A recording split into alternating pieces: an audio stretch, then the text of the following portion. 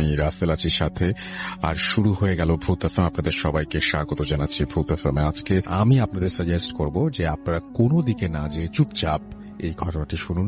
আমি বলছি, আমি গ্যারান্টি দিচ্ছি আপনাদেরকে, আই ক্যান গ্যারান্টি ইউ যে আপনাদের ভালো লাগবে।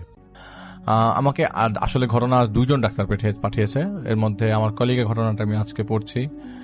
কলিগ বলতে হচ্ছে তিনি যখন একটা মেডিকেল কলেজে ফাইনাল ইয়ারের ছাত্র ছিলেন তখনকার ঘটনা। এটা মেডিকেলের ঘটনা অনেকেই শুনতে যাচ্ছিলেন, তাই আজকের ঘটনাটা আমি শুরু করব মেডিকেলের ঘটনা দিয়ে। সেদিন রাত 11:30 কি 12টা বাজে। আমার কলিগ, ওনার নাম হচ্ছে নাজমুল, এবং উনি যে মেডিকেল কলেজ পাশ সেটা একটা গভর্নমেন্ট মেডিকেল, এবং ওনাদের যে ছাত্রাবাস ছিল বা হোস্টেল ছিল সেখান থেকে ওনাদের ইমার্জেন্সিটা খুব নিকটবর্তী, একদমই কাছাকাছি, দেখা যেত, ইমার্জেন্সিটা দেখা যায় আর কি। তো সেদিন তিনি হোস্টেলে যান নাই এবং তিনি বাইরে বসেছিলেন, ফ্রেন্ডের সাথে আড্ডা মারছিলেন। তো এমন সময় হঠাৎ করে একটা পেশেন্ট আসে এবং অ্যাম্বুলেন্সে করেই আসে। পেশেন্ট মানে বুক খুব ধরপাচ্ছিল, মানে পেশেন্টের বুক খুব কাঁপছিল, সারা শরীর খুব কাঁপছিল, বুকটা বারবার উপরে উঠছে আর নিচে নামছে, মানে শ্বাস নিতে কষ্ট হচ্ছে। পরবর্তীতে জানা গেল পেশেন্ট বিষ খেয়েছে। সে বিষ খেয়ে এখানে নিয়ে এসছে। তো কি কারণে বিষ খেয়েছে, কেন বিষ খেয়েছে সেটা আমাকে তিনি বলেন নাই। তিনি বলেছেন পেশেন্ট এসছে এবং পেশেন্টকে আমরা হসপিটালাইজ করি, এবং পরবর্তী সময়ে পেশেন্টের কন্ডিশন দেখে পেশেন্টকে ওয়াশ করা হয়, ভেতর থেকে সব ময়লা আবর্জনা বের করা হয়, যেসব জিনিস খেয়েছে সাথে খাওয়া দাওয়া সবই বের করা হয়। পেশেন্ট একদম দুর্বল ছিল, তো পেশেন্টকে কন্ডিশনও খারাপ ছিল, কারণ বিষ খাওয়ার প্রায় 12 ঘন্টা পর নিয়ে আসা হয়। তো তখন অলমোস্ট বডিতে সবকিছু সিস্টেমে ঢুকে গেছে। তো এইটাগুলো তোয়াক্কা না করে তারা ওয়াশ করে, এবং পেশেন্টের কন্ডিশন খুব আহামরি সমস্যা না, মানে একদম মুমূর্ষ বলা চলে না, তবে পেশেন্টের কন্ডিশন আইসিইউতে নেওয়ার মতো। তো আইসিইউতে যখন, আইসিইউ বলতে পেশেন্টকে কাছাকাছি একটা জায়গা, কাছাকাছি মানে আইসিইউর কাছাকাছি, মানে খুব কেয়ার, ইন্টেন্সিভ কেয়ারের মতোই, কিন্তু ভালো জায়গায় নেওয়া হয় আর কি। ডক্টররা সার্বক্ষণিক তত্ত্বাবধানে আছে, ওনাকে দেখছে কন্ডিশনটা। তো একটা পর্যায়ে যখন মানে ওয়ার্ডে রাউন্ড দিতে হয়, তো স্যারদের সাথে সাথে কন্ডিশন দেখার জন্য স্টুডেন্টদেরকে রাউন্ড দিয়ে আসে। তো তিনি স্টুডেন্টের সাথে ছিল। তো ঘটনার পরিপ্রেক্ষিতে ওনার যে অ্যাটেন্ডেন্ট ছিল, সেই অ্যাটেন্ডেন্টের কাছ থেকে একটা ঘটনা নেওয়া হয় যে উনি কি কাহিনী, কি হয়েছে, হিস্ট্রি হিসেবে নেওয়া হয় যে তার ঘটনাটা কি।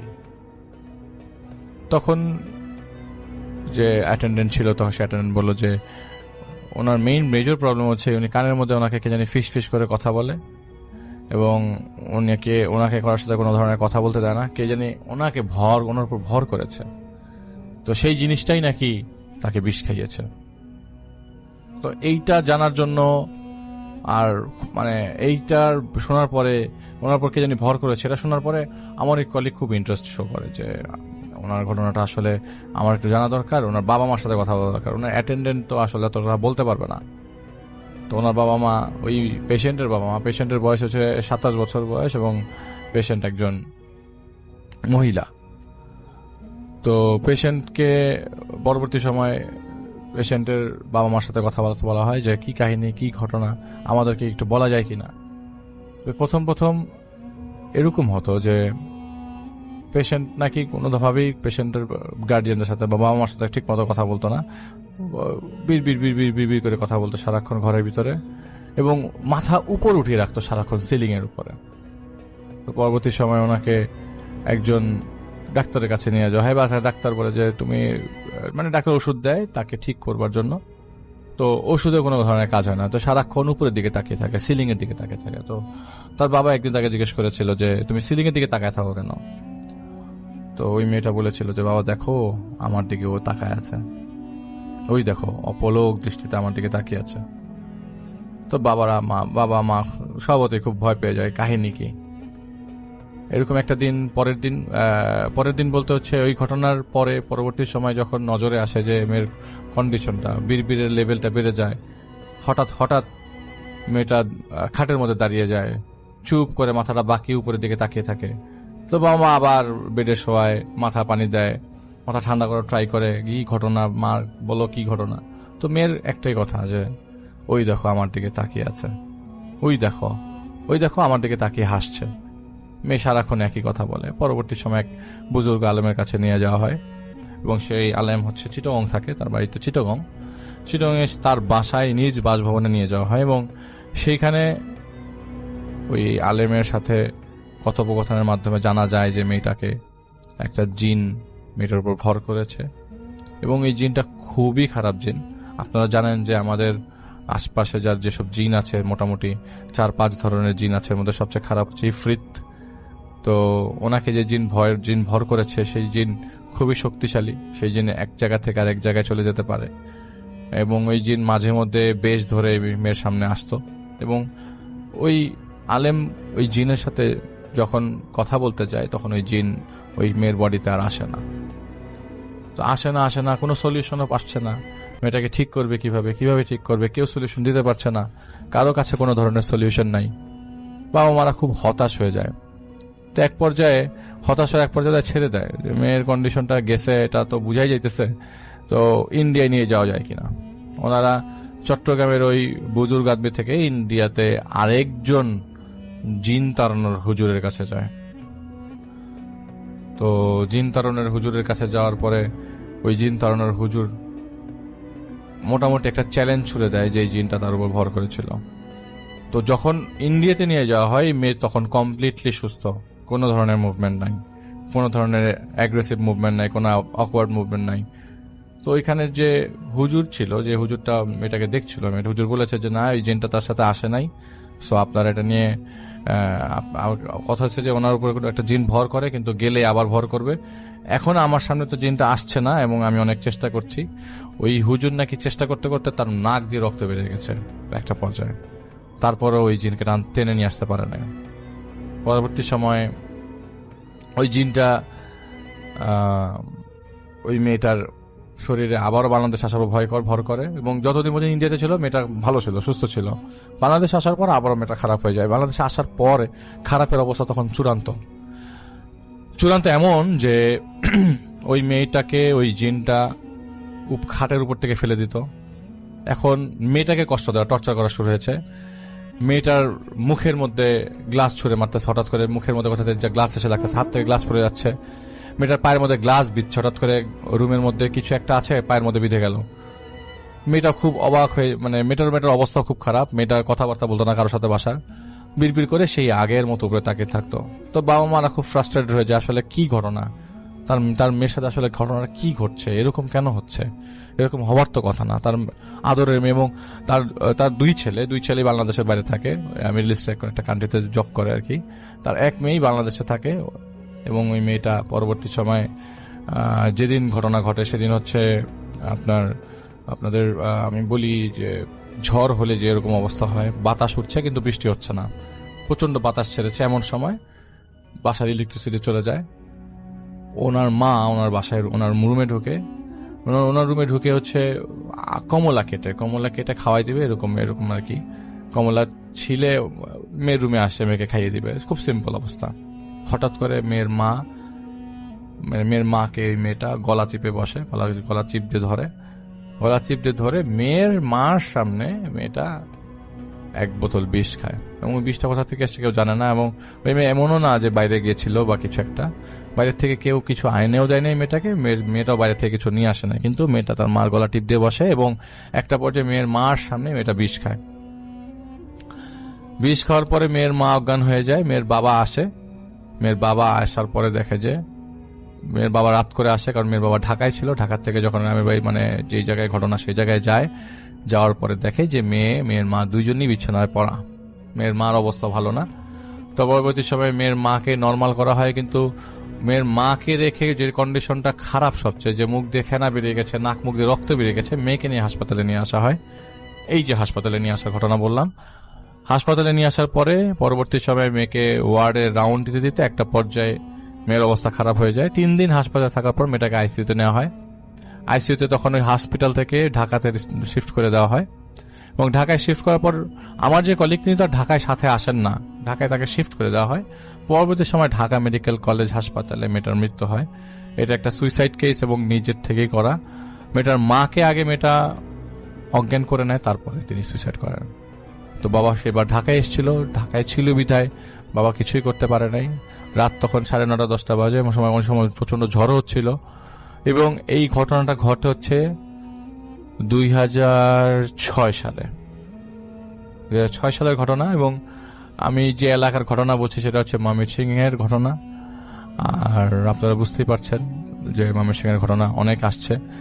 তো এটা ছিল আমার ঘটনা, এবং আশা করি আপনাদের ঘটনাটা ভালো লেগেছে। থ্যাংক ইউ, আপনার ঘটনার জন্য আপনাকে অনেক ধন্যবাদ। চলে যাব আমাদের প্রথম অতিথির কাছে। আপনার নামটা প্লিজ একটু বলবেন এবং তারপরে আপনার ঘটনায় যাব আমরা। জি ভাই, আমি রনি মিরপুর 1 থেকে। আজকে যে ঘটনাটি বলবো সেটি আমার এক বড় ভাই মাইনুল ভাইয়ের কাছ থেকে শোনা, এবং সে নিজেও এই ঘটনার সাথে মানে জড়িত আর কি। ওকে। তারা যখন মানে ঘটনাটি হচ্ছে, তারা যখন এসএসসি পরীক্ষা দেয় তখন সে আর তার সাথে আরো 3 জন বন্ধু তারা মিলেই করলো যে এসএসসি পরীক্ষা শেষ, এখন তো হাতে অনেক সময়, তারা তাবলিগে যাওয়ার চিন্তা ভাবনা করলো। ও যেই কথা সেই কাজ, তাদের এলাকার মানে মুরব্বীদের সাথে তারা তাবলিগে যায়। খুব ভালোই চলছিল। প্রথম 3টা মসজিদ, পরে 4 নম্বর যে মসজিদটা পড়লো সেটি হলো গাইবান্ধা জেলার একটা জায়গায়, গ্রামের দিকে জায়গায়। তারা গেল প্রথম দিন সকালে, সারাদিন খুব ভালোই কাটলো। রাতে তারা যখন মানে এশার নামাজের পরে তারা যখন শুতে যাবে, তখন মানে মসজিদের ইমাম যে তিনি তাদের বলল যে মানে প্রথম কাতারটা মানে ফাঁকা রেখে তারপর শুইতে। এখানে বলে রাখা ভালো যে মসজিদটা অনেক আগের, মানে মসজিদটা অনেক পুরনো ছিল।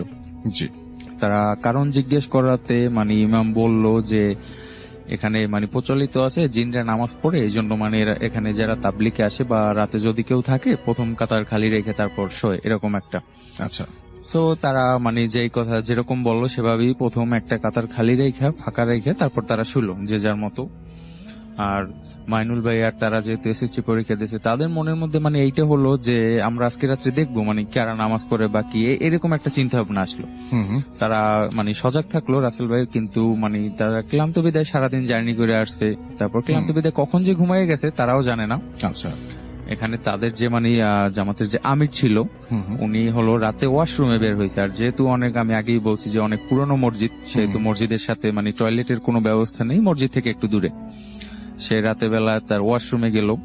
ওয়াশরুমে যাওয়ার পরে সে মানে ওয়াশরুমের কাজ শেষ করে সে যখন মানে ইতে আসলো হাত মুখ ধোয়ার জন্য, এখানে আরেকটা বিষয় হলো মানে ওখানে যে পুকুরটা ছিল, পুকুরের 2টা ঘাট ছিল। একটা মানে মসজিদমুখী ঘাট, মসজিদে সচরাচর সবাই উজু করে, আর একটা অপর সাইডে মানে ঠিক তার অপর সাইডে একটা ঘাট। সে মসজিদের ঘাটে বসে উজু করা যখন শুরু করলো, কিছুক্ষণ পরে দেখলো যে অপর দিক থেকে মানে তার মতো ছায়া, একদম মানে তার মতো দেখতে কে যেন একজন উজু করছে, এরকম একটা ছায়া দেখতে পেলো। মানে সে কিছুটা বিব্রত বোধ হলো যে মানে এরকম তো হওয়ার কথা না, বা আশেপাশে কেউ নাই, বা আমার নিজের ছায়া আমি নিজে দেখতেছি এরকম। সে ভয়ে ভয়ে মানে দোয়া দুরুদ পরে উজু করে চলে গেল মসজিদে। সকালবেলা ফজরের নামাজের পরে সে আবার ইমামের কাছে জিজ্ঞেস করলো যে ভাই আমি রাতে ওয়াশরুমে বের হয়েছিলাম, তো আমার সাথে এরকম এরকম ঘটছে। এখন হুজুর বলল যে আমার এটা আগেই বলে রাখা উচিত ছিল আপনাদের, কিন্তু আমার এটা ভুল হয়েছে যে মানে এখানে রাতের বেলা উজু করতেছে অনেকেই এরকম দেখছে যে মানে সে উজু করতেছে অপর পাশে দেখতেছে যে তার মতো একটা ছায়া, এরকম অনেকেই দেখছে। যাই হোক, সেদিনকার মতো সকালবেলা তো তারা তাবলিগের কাজ, মানুষকে দাওয়াত দেওয়া, সারাদিন দাওয়াতটা দিল। সারাদিনে কোনো তেমন কোনো প্রবলেম হয়নি, শুধু একটা প্রবলেম হয়েছিল যেটা মানে বারান্দায় তাদের যে আসবাবপত্র খাবারের বা এমনি যে আসবাবপত্র যেটা রেখে গেছিল ওটা একটু এলোমেলো। সো তারা মানে এটাকে খুব একটা বেশি এরকম নেয় না, মানে নর্মালি নেয় সাধারণত। আর মাইনুল ভাই আর তার ওই যে ফ্রেন্ডরা চিন্তা করলো যে আজকে রাতে তারা মানে জিন দেখবে, এরকম একটা চিন্তা ভাবনা করে সবাই যখন রাতে শুলো এশার নামাজের পরে তারা চুপি চুপি মসজিদ থেকে বের হইলো। অপর পাশে যে ঘাটের কথা বলা হয়েছিল, যে ঘাটে মানে সাধারণত কেউ যায় না বা ওই ঘাটে ওরকম দেখা যায়, তারা সেখানে গেল। সেখানে যে মানে তেমন কিছুই একটা দেখলো না। কিছুক্ষণ পরে যেটা দেখলো, একটা আগুনের দলার মতো মানে তাদের মাথার উপর দিয়ে গেল, এবং যে তাদের যে মসজিদটা ছিল মসজিদের ছাদের উপর পড়লো।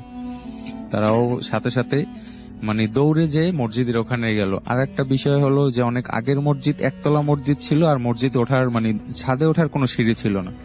তাদের হাতে রাসেল ভাই একটাই উপায় ছিল যে মানে পাশের সাইডের গাছ বেয়ে তারা মসজিদে ছাদে উঠবে। যে কথা সেই কাজ, তারা সেরকম ভাবে উঠলো, ছাদে উঠলো পাশের একটা গাছ বেয়ে মসজিদের ছাদে, কিন্তু তারা মানে কিছুই দেখলো না আর কি। আবার নাইমে আসলো, নাইমে আইসা যে যার মতো শুইলো।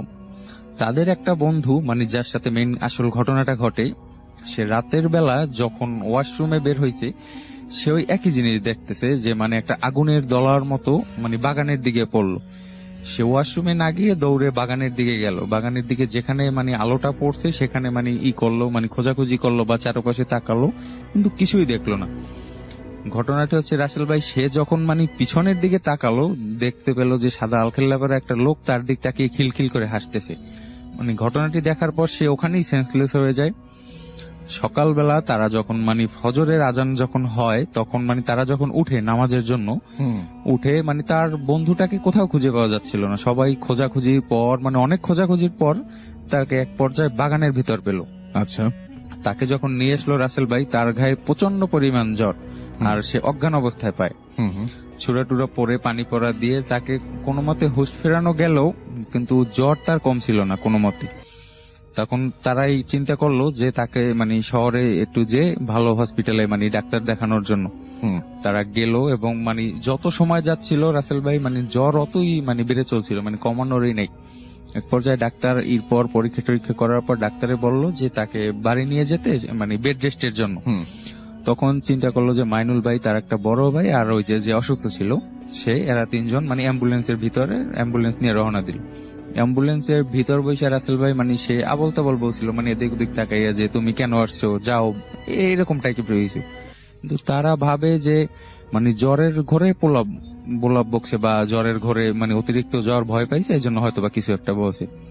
তাকে বাড়ি নিয়ে যাওয়ার পরে রাসেল ভাই সে মানে বাড়ি বসে ওই রকম তার রুমের ভিতর মানে কাউকে ঢুকতে দিতেছে না, মানে কাউকে সহ্য হইতেছে না, মানে এরকম আবল তাবল বলতেছে। তারপর তারা তাদের ফ্যামিলির লোকজন চিন্তা করলো যে এর একটা হুজুর আইনা দেখানো হোক, এলাকার একটা বড় হুজুর, মানে খবর দেয়া হলো। হুজুরে যখন মানে তার রুমে প্রবেশ করবে রাসেল ভাই, এই সময় মানে সে বলতেছে যে তুই কেন আসছিস, আমি যাব না, মানে এইরকম এক মানে রাগান্বিত ভাবে এরকম বলছিল। হুজুরে সেদিনকার মতো তাকে দেখে টেকে কোনো মতে বলে গেল যে আমি পরের দিন আসবো। পরের দিন আসার কথা বলে হুজুরে চলে গেল। চলে যাওয়ার পরে রাসেল ভাই হলো যে মানে পরের দিন যথারীতি সময় হুজুরে আসে, সে তাকে আসনে বসে মানে যেরকম মানে জিন হাজির করা হয় সেরকম তার শরীরে হাজির করা হলো। তখন হুজুরে জিজ্ঞেস করলো যে তুমি কেন এসছো বা কেন এই ছেলের সাথে মানে তুমি ভর করছো। তখন বললো যে ও আমার ছায়ায় পাড়া দিছে। তখন বললো যে কিভাবে ছায়ায় পাড়া দিছে, বললো যে আমি যখন মসজিদের ছাদে করছি তখন মানে ওরা 4 জন ছিল, ও আমার ছায়ায় পাড়া দিছে। তখন বললো যে মানে ও তো তোমাকে দেখে নাই বা তুমি তো অদৃশ্য, যে ও তোমাকে বললো যে না কোনো কিছুতে কিছু হবে না, ও আমাকে কেন করলো, আমি এই জন্য ওকে শাস্তি দিব।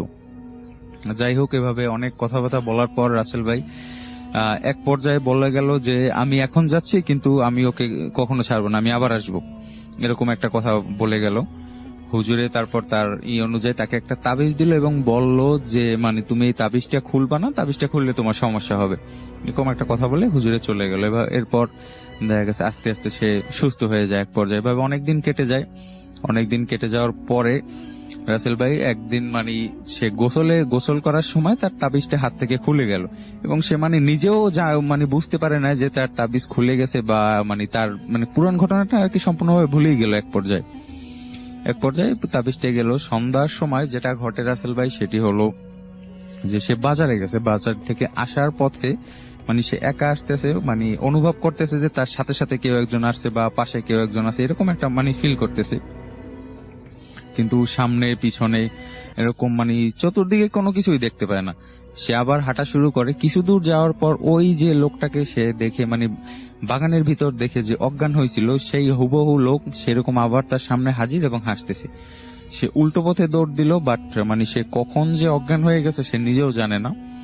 পরের দিন আর কি সে মানে আবিষ্কার করলো যে সে তার বাড়িতে এবং সেই হুজুরকে আবার ডাকা হলো। ডাকার পরে বলল যে তার তাবিজ খোলার জন্য এইটা হইছে, আবার তাবিজ দিয়ে গেল আর বলল যে কখনো খুলবেন না। এখন পর্যন্ত রাসেল ভাই তার সাথে আর কোনো ঘটনা ঘটেনি, কিন্তু মানে সে যখন একা থাকে বা যখন হাঁটে তখন ফিল করে যে হয়তোবা তার পাশে কেউ আছে, কিন্তু মানে তার কোনো ক্ষতি বা তার সাথে আর কোনো সময় দেখা দেয়নি। এই ছিল রাসেল ভাই আমার ঘটনা। আমরা চলে যাবো আমাদের পরের অতিথির কাছে এবং তার কাছ থেকে আমরা একটা ঘটনা শুনে আসবো। আপনার নামটা প্লিজ একটু আপনি বলবেন, তারপর আপনি বলবেন আপনি কোথা থেকে এসেছেন, তারপর আপনার ঘটনায় যাব। আজকে প্রথমে যে ঘটনাটা শেয়ার করব সেটা ঘটেছিল আমার দেশের বাড়ি কুমিল্লা সদরের কোনো এক জায়গায়। তো এই ঘটনাটা ঘটেছিল আমার ফ্রেন্ডের খালুর সাথে আজ থেকে 5-6 বছর আগে। তো আমার সেই ফ্রেন্ড ওর নাম পরিচয় দিতে মানা করেছিল দেখে আমি ওর হয়েই ঘটনাটা আজকে আপনাদের শোনাবো। তো আমার সেই ফ্রেন্ডের খালা এবং খালু ওনারা স্থায়ীভাবে কুমিল্লার 14 গ্রামে থাকতেন। তো খালুর একটা জব হয় কুমিল্লার সদরে কোনো এক ব্যাংকে। তো সেই সুবাদে ওনার সদরে আসতে হবে। তো ওনার প্যারেন্টস যারা ছিল ওনারা বলে যে দেখো তুমি যেহেতু সদরে যাবাই, তো একটা কাজ করো, ভাড়া বাসা থাকার চেয়ে একটা ফ্ল্যাট কিনে ফেলতে পারো নাকি দেখো।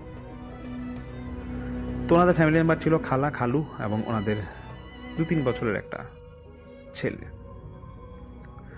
তো খালু সদরে আসে, উনি ওনার যথারীতি ব্যাংকে কাজ শুরু করে।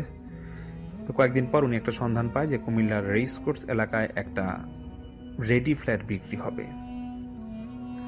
তো খালু এরকম ফ্ল্যাট দেখতে যায় একদিন এবং ওনাদের খুব ভালো লাগে যে ফ্ল্যাটটা একটা নিরিবিলি পরিবেশের মধ্যে ছিল, আশেপাশে খুব একটা বিল্ডিং ছিল না। আর ওনার যে ফ্ল্যাটটা দেখতে গিয়েছিল এটা বিল্ডিংটা বর্ণনা হচ্ছে এরকম যে একতলায় গ্যারেজ আর সিকিউরিটি গার্ডের থাকার জন্য একটা রুম আছে, দোতলায় রেডি ফ্ল্যাট, 3 তলাতেও রেডি ফ্ল্যাট এবং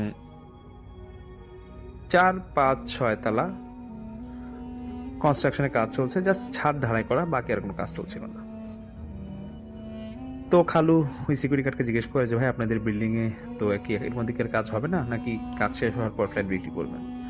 তো সিকিউরিটি গার্ড বলে যে দেখেন 2-3 তলা তো সিঙ্গেল ইউনিটের ফ্ল্যাট রেডি করা আছেই, আর আমাদের বিল্ডিংটা তো বেশ বড় জায়গা নিয়ে হয় না, ছোটখাটো একটা জায়গা নিয়ে হয়েছে, আর ফ্ল্যাটের সাইজগুলো খুব একটা বড় না, এই 800 থেকে 1000 স্কোয়ার ফিটের মতো। আর উপরে যেগুলো দেখতেছেন কনস্ট্রাকশনের কাজ চলছে ওগুলো এভাবেই আছে, ফ্লোর ঢালাই করা, কারণ আমাদের মালিক দেশের বাইরে আছেন। তো উনি কয়েকদিন পর আসলে পরে পুরো বিল্ডিং এর উপরে কাজগুলো আছে ওগুলো শেষ করবেন। আপাতত 2-3 তলা যেহেতু রেডি আগে থেকে আছে, এগুলো ভাড়া মানে এগুলো বিক্রি হবে। তো খালু এরকম দাম জিজ্ঞেস করে এবং উনি দেখে যে ফ্ল্যাটের দাম খুবই কমের মধ্যেই পাওয়া যাচ্ছে। তো উনি সেই অনুযায়ী মাসখানেকের মধ্যেই ফ্ল্যাটটা কিনে ফেলেন, মানে উনি দোতলা ফ্ল্যাটটা কিনেন। তো ফ্ল্যাটের বর্ণনা ছিল এরকম যে ঢুকেই ড্রয়িং ডাইনিং বড় রুম, তারপরে 2টা ছোট বেডরুম ভিতরে, আর ওয়াশরুম আছে আর একটা বারান্দা আছে। তো ফ্ল্যাটে ওঠার পর খালার মাঝে মাঝে খুব অস্বস্তি লাগতো, এই কারণে যে ওনার কথা বলার খুব একটা সঙ্গী ছিল না, ওনার ছোট বাচ্চা, আর খালু তো সকালে সেই 8:30-9টার দিকে অফিস যায়, আসতো রাতে 7-8টার দিকে। আর আশেপাশেও খুব একটা বিল্ডিং ছিল না যে খালা কোনো প্রতিবেশীর সাথে কথা বলবে, 2-1টা হাফ বিল্ডিং ছিল, কিন্তু খালা ওইরকম গিয়ে কথা বলতো না খুব একটা। তো এই জন্য খালু মাঝে মাঝে খালাকে বলতো দেখো তোমার যদি বেশি খারাপ লাগে, একা একা লাগে বাসায়, তুমি তোমার ভাইয়ের বাসায় ঘুরে এসো। তো খালাও খুব একটা আগ্রহ দেখাতো না, কারণ ওনার ভাইয়ের বাসা ওনাদের এই যেখান থেকে ফ্ল্যাট কিনেছিল রেস কোর্স থেকে অনেক দূরে ছিল। তো মূলত খালা বাসা একা একাই থাকতেন। তো খালা ওনার ওই ফ্ল্যাটে নতুন ফ্ল্যাটে উঠার পর একদিন খেয়াল করলেন যে ওনার যে পিচ্চি বাচ্চা ছিল, তো এই বাচ্চা ফ্লোরের মধ্যে বসে খেলতেছে, কিন্তু ওর খেলার অঙ্গভঙ্গিটা ছিল এরকম যে ওর অপোজিটে আরেকজন আছে, তার সাথে বাচ্চাটা খেলতেছে এবং সে বল ঢিল মারতেছে এবং বলতেছে যে বাবু বল আমাকে দাও, আমাকে দাও। তো এটা খালা খেয়াল করে। তো খালা ওনার বাচ্চাকে বলে যে কোন বাবু পেলা, এখানে তো কোনো বাবুই নাই। তো ওনার বাচ্চা বলতেছে যে না, টুপি পরা একটা বাবু আছে, এখানে বসে আছে, আমার সাথে বল খেলছে। তো খালা খুব একটা গুরুত্ব দেয় না, মনে করে হয়তো বাচ্চা মানুষ খেলতেছে, এই জন্য খেলার চলে এগুলো বলছে। 2-1 দিন পর খালা আবার দেখতেছে যে ওনার বাচ্চার বারান্দায় বসে একা একা বসে কথা বলতেছে। তো এখন খালা আবার বলতেছে তুমি কার সাথে কথা বলো? তখন দুপুর টাইম ছিল হয়তো। তো এখন বাবুটা বলতেছে যে আমি ওখানে টুপি পরা বাবু আছে, ওর সাথে আমি কথা বলতেছি। তো খালা ওনার ছেলেকে নিয়ে আসে বারান্দা থেকে, বলে তুমি কোথায় টুপি পরা বাবু বাবু? এখানে এখানে কি টুপি পরা বাবু কেউ আছে? হ্যাঁ টুপি পরা বাবু এখানে আছে, আমি ওর সাথে কথা বলি, আমি ওর সাথে খেলি। তো খালা সেদিনও খুব একটা এরকম পাত্তা দেয় না, খরচ দেখায় না। কয়েকদিন পর খালা দেখতেছে যে ওনার যে ডাইনিং রুম ছিল সেখানে ওনার যে ছোট বাচ্চা ডাইনিং রুমের টেবিলে উঠে গেছে এবং জগ দিয়ে পানির জগ দিয়ে গ্লাসে পানি ঢালতেছে। তো খালা দেখি তাড়াতাড়ি গেছে, কারণ বাচ্চা মানুষ ডাইনিং টেবিলে উঠছে আবার পড়ে যায় নাকি। তো খালাকে ওকে একটা বকা দিচ্ছে, বলছে এই তুমি এখানে উঠছো কেন, তুমি কি পড়ে যাবা না? বলতেছে যে না বাবু পানি খাবে, এর জন্য এখান থেকে পানি ঢেলে দিচ্ছিলাম। তো খালা এখন কিছুটা ওনার সন্দেহ লাগে, উনি বলতেছে তুমি বাবা কোথায় বাবু দেখতে পাও? কাকে হ্যাঁ এখানে টুপিওয়ালা একটা বাবু আছে, আমার সাথে খেলে, আমার সাথে সারাদিন কথা বলে। তুমি মা তো বলে যে তুমি মা কাজে যাও, আমার সাথে খেলবো, তুমি আসলেও এখানে থেকে চলে যায়। তো খালা জিনিসটা যখন ফলো করলো 2-3 বার বা 2-3 দিন যখন ফলো করে, তখন উনি খালুকে জানায়, পুরোটা ঘটনা খুলে বলে। তো খালু খুব একটা গরজ দেখায় না, খালু বলে যে দেখো বাচ্চা মানুষ খেলতেছে, হয়তো এরকম করছে বা খেলছে কারোর সাথে, ওই বাচ্চাটা তো খেলেই, দেখো, তো এগুলা কানে দিও না, আর যদি পারো সবসময় তোমার সাথে সাথে রাখবা। তো কোনো এক শুক্রবার, মানে তার কয়েকদিন পরে কোনো এক শুক্রবারে খালুর অফিসের পিকনিক হবে। তো খালু ভোরবেলায় সেদিন তিনি ফজর নামাজ পড়েই এই পিকনিকে ঢাকার উদ্দেশ্যে রওনা দিবে। তো সারাদিন খালা এবং ওনার ছোট ওই বাচ্চাকে একাই থাকা লাগবে। তো খালু খালাকে বলে তুমি এক কাজ করো, যদি একা একা ভালো না লাগে ছুটির দিন তুমি তোমার ভাইয়ের বাসা থেকে ঘুরে আসো। তো খালা বলে যে না দরকার নাই, থাক, একাই থাকি, সমস্যা নেই। তো খালু যথারীতি উনি ফজর নামাজের পর বের হয়ে যায়, ঢাকার উদ্দেশ্যে রওনা দিবে। তো খালা দরজা লাগায়, মানে উনি যে রুমে ছিল, যে রুমে ওই বাচ্চা সহ বা উনি খালুর সাথে যে রুমে থাকতেন, ওই রুমে দরজা জানা লাগায় উনি লাইটটা অফ করে, মানে ফজর হবে তখন লাইটটা অফ করে শুয়ে পড়েন। তো কিছুক্ষণের মধ্যে ওনার বাচ্চাটা উঠে যায়, তখন মনে হয় ভোর 6টা 6:30 এরকম একটা সময়। তো বাচ্চা উঠে যায় এবং ও ঘুমায় না, ও বলতেছে যে মা আমি খেলবো। তো ওর মা বলতেছে যে আচ্ছা ঠিক আছে, আমি লাইট জ্বালাই দিচ্ছি, তুমি নিচে খেলো, ফ্লোরে খেলো। তো এখন ওই বাচ্চা মানুষ খেলতেছে ফ্লোরে, তো লাইট জ্বালানো অবস্থা। তো খালা এক কাত হয়ে উনি চোখ বন্ধ করে আছে, মানে ঘুম ঘুম ভাব একটা আসবে এরকম একটা অবস্থা। তো বাবু ওই বাচ্চাটা হঠাৎ করে বলতেছে, ওনার বাচ্চা বলতেছে যে মা লাইটটা অফ করে, লাইট জ্বালায় দাও, আমি তো কিছু দেখতে পাচ্ছি না, খেলবো। তো লাইট জ্বালাই দিছে। আবার কিছুক্ষণ পর বলতেছে যে মা লাইটটা অফ করে দাও, বাইরে আলো এসে পড়ছে। তো ওর মা কিছু বিরক্ত হয়ে আবার লাইটটা অফ করছে। আবার উনি খালা এক কাত হয়ে শুয়ে আছে। তো খালা নাকি আমার ওই ফ্রেন্ডকে শেয়ার করেছে যেটা, যে বলতেছে যে উনি যখন এরকম শোয় তখন এক কাত হয়ে শুয়ে আছে, তো উনি ফিল করছে ওনার পিঠে ভর দিয়ে কেউ একজন বসে আছে। এবং খালা তো চোখ বন্ধ, উনি মনে ঘুমের মধ্যে একটু হালকা তন্দ্রাচ্ছল অবস্থায় ছিল, তো উনি মনে করছে যে ওনার বাচ্চা হয়তো পিঠে ভর দিয়ে বসে আছে।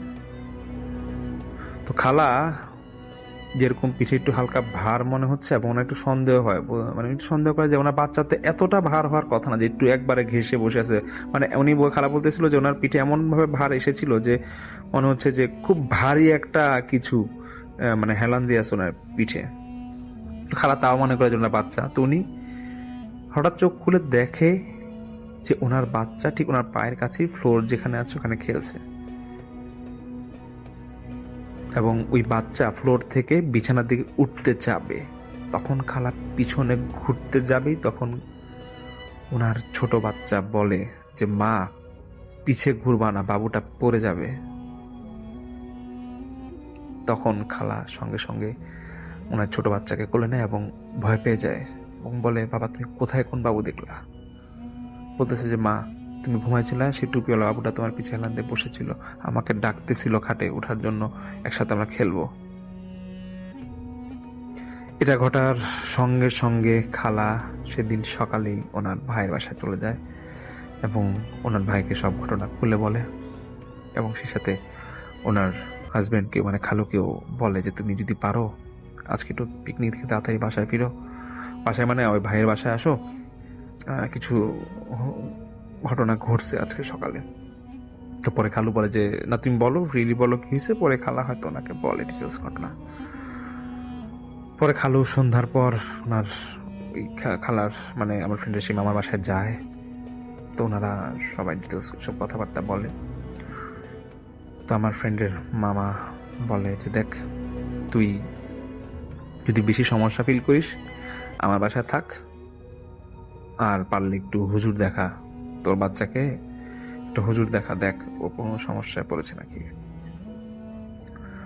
তো যাই হোক, খালা এবং খালু দুজনে বলে যে না ঠিক আছে, আমরা যেহেতু আজকে দুজনেই থাকবো, বাসায় যাই, কোনো আশা করি কোনো সমস্যা হবে না। যদি ওদের মনের মধ্যে একটা ভয় ছিল, তারপর ওনারা বলে যে না আমরা বাসায় ব্যাক করি, সমস্যা নেই, সমস্যা হলে তো ভাইয়া তুমি তো আসোই, ফোন দিব। তো যথারীতি ওনারা আবার ওনাদের বাসায় আসে, রাতে ঘুমাবে, তখন রাত 12:30 কি 1টা।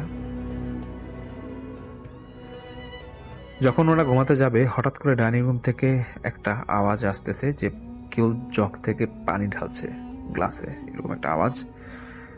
এবং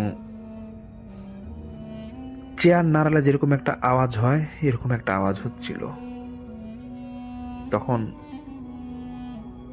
খালা বলতেছে যে দেখছো ওই রুম থেকে একটা আওয়াজ, মানে ওনার হাজবেন্ডকে বলছিল যে দেখো ওই রুম থেকে একটা আওয়াজ আসতেছে কেন মনে হচ্ছে। খালু বলে হয়তো অন্য কোনো ফ্লোরে হয়তো কেউ চেয়ার নাড়া দিয়েছে, এটা তো টেনশনের কিছু নাই। তখন খালা বলে যে দেখো তুমি কি বলতেছো, এই বিল্ডিং এ তো অন্য ফ্ল্যাটে কেউ থাকে না, আমরাই তো থাকি। তখন খালা খালু একটু ভয় পেয়ে যায় এবং ওনারা লাইট জ্বালায় ডাইনিং রুমে যায়।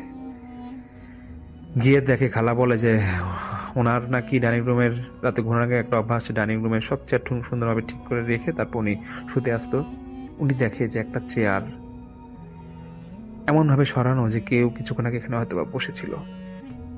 এবং সবচেয়ে ভয়ঙ্কর বিষয়টা হচ্ছে যে পানির জগে পানি নড়ছিল এবং যে গ্লাসটা ছিল সেখানে হাফ গ্লাস পানি ভরা। এবং সে খালা নাকি টেবিলে কোনো গ্লাস রেখে যায়নি, গ্লাসগুলো ছিল না সাইডে কোনো সেলফে, শুধু পানির জগটা ছিল। এবং খালা স্পষ্ট খালুকে বলে দেখো আমি কোনো গ্লাস টেবিলে রেখে যাই নাই, এবং দেখো পানিটাও কাঁপতেছে, আর এমন না যে রুমে কেউ আসবে, আমাদের দরজা জানলা সবই আটকানো। খালু সেই মুহূর্তে খালাকে বলে যে ঠিক আছে অনেক হয়েছে, চলো তুমি বাবুকে নাও, আমরা ওই আমার ফ্রেন্ডের মামার বাসায় ফোন দেয় এবং ওর বাসায় সে রাতে থাকে। তো পরের দিন মামা, ওই ফ্রেন্ডের মামা, খালা খালু, ওনারা ফ্যামিলি মেম্বার যারা আছে এরকম 5-6 জন, ওনারা আবার মানে এরেস্ট করছে, মানে খালা খালুর সে বাসায় আসে এবং সিকিউরিটি গার্ডকে ডাকে, রুমে ফ্ল্যাটে ডাকে। তো সিকিউরিটি গার্ডও খুব বয়স্ক ছিল, তো ওনাকে বলে যে দেখেন চাচা, আমরা আপনাকে কোনো গালাগালি বা কোনো বকা কিছুই দিব না, শুধু আপনি বলেন যে এই ফ্ল্যাটে কি কোনো সমস্যা আছে নাকি, নাহলে এরকম একটা নামি দামি এলাকায় আপনার এই ফ্ল্যাটটা এত কম দামে বিক্রি করে দিলেন, হয়তো আমরা কি এই ফ্ল্যাটটা কেনা হয়েছে আমাদের মধ্যে, কিন্তু কি সমস্যা আছে ফ্ল্যাটে বলেন। তো সিকিউরিটি গার্ড বলে যে না বাবা, এবার ফ্ল্যাটে কোনো সমস্যাই নাই, কিছুই হয় নাই, আপনারা হয়তো ভুল বুঝতেছেন, ভুল দেখতেছেন, এমন কিছু এখানে খুব একটা হয় নাই। তো অনেক প্রেসার দেওয়ার পর সিকিউরিটি গার্ড বলে যে দেখেন, আমার মালিক এই ফ্ল্যাট, মানে আমার যে ফ্ল্যাটের বিল্ডিং এর মালিক আছে উনি আমাকে বিক্রি করার দায়িত্ব দিয়েছে, আমি বিক্রি করার দায়িত্বে এখানে আসছি, এর বাইরে আমি কিছু জানি না। তো যখন একটু সিকিউরিটি গার্ডটাকে একটু বেশি ভয় দেখানো হচ্ছিল যে দেখেন আপনি যদি সত্যি কথা না বলেন এখানে কি হয়েছে, তাহলে কিন্তু আমরা অন্যরকম স্টেপ নিতে বাধ্য হব এবং আপনার কিন্তু সেক্ষেত্রে সমস্যা হবে। তো অনেক বোঝানোর পরে সিকিউরিটি গার্ড গিয়ে বলে যে আসলে বাবা, আমি যে কথাটা বলতেছি তোমাদেরকে, কিন্তু এটা বাড়ির মালিককে বললো না এই কথাটা, কারণ মালিক আমাকে বলতে মানা করছিল।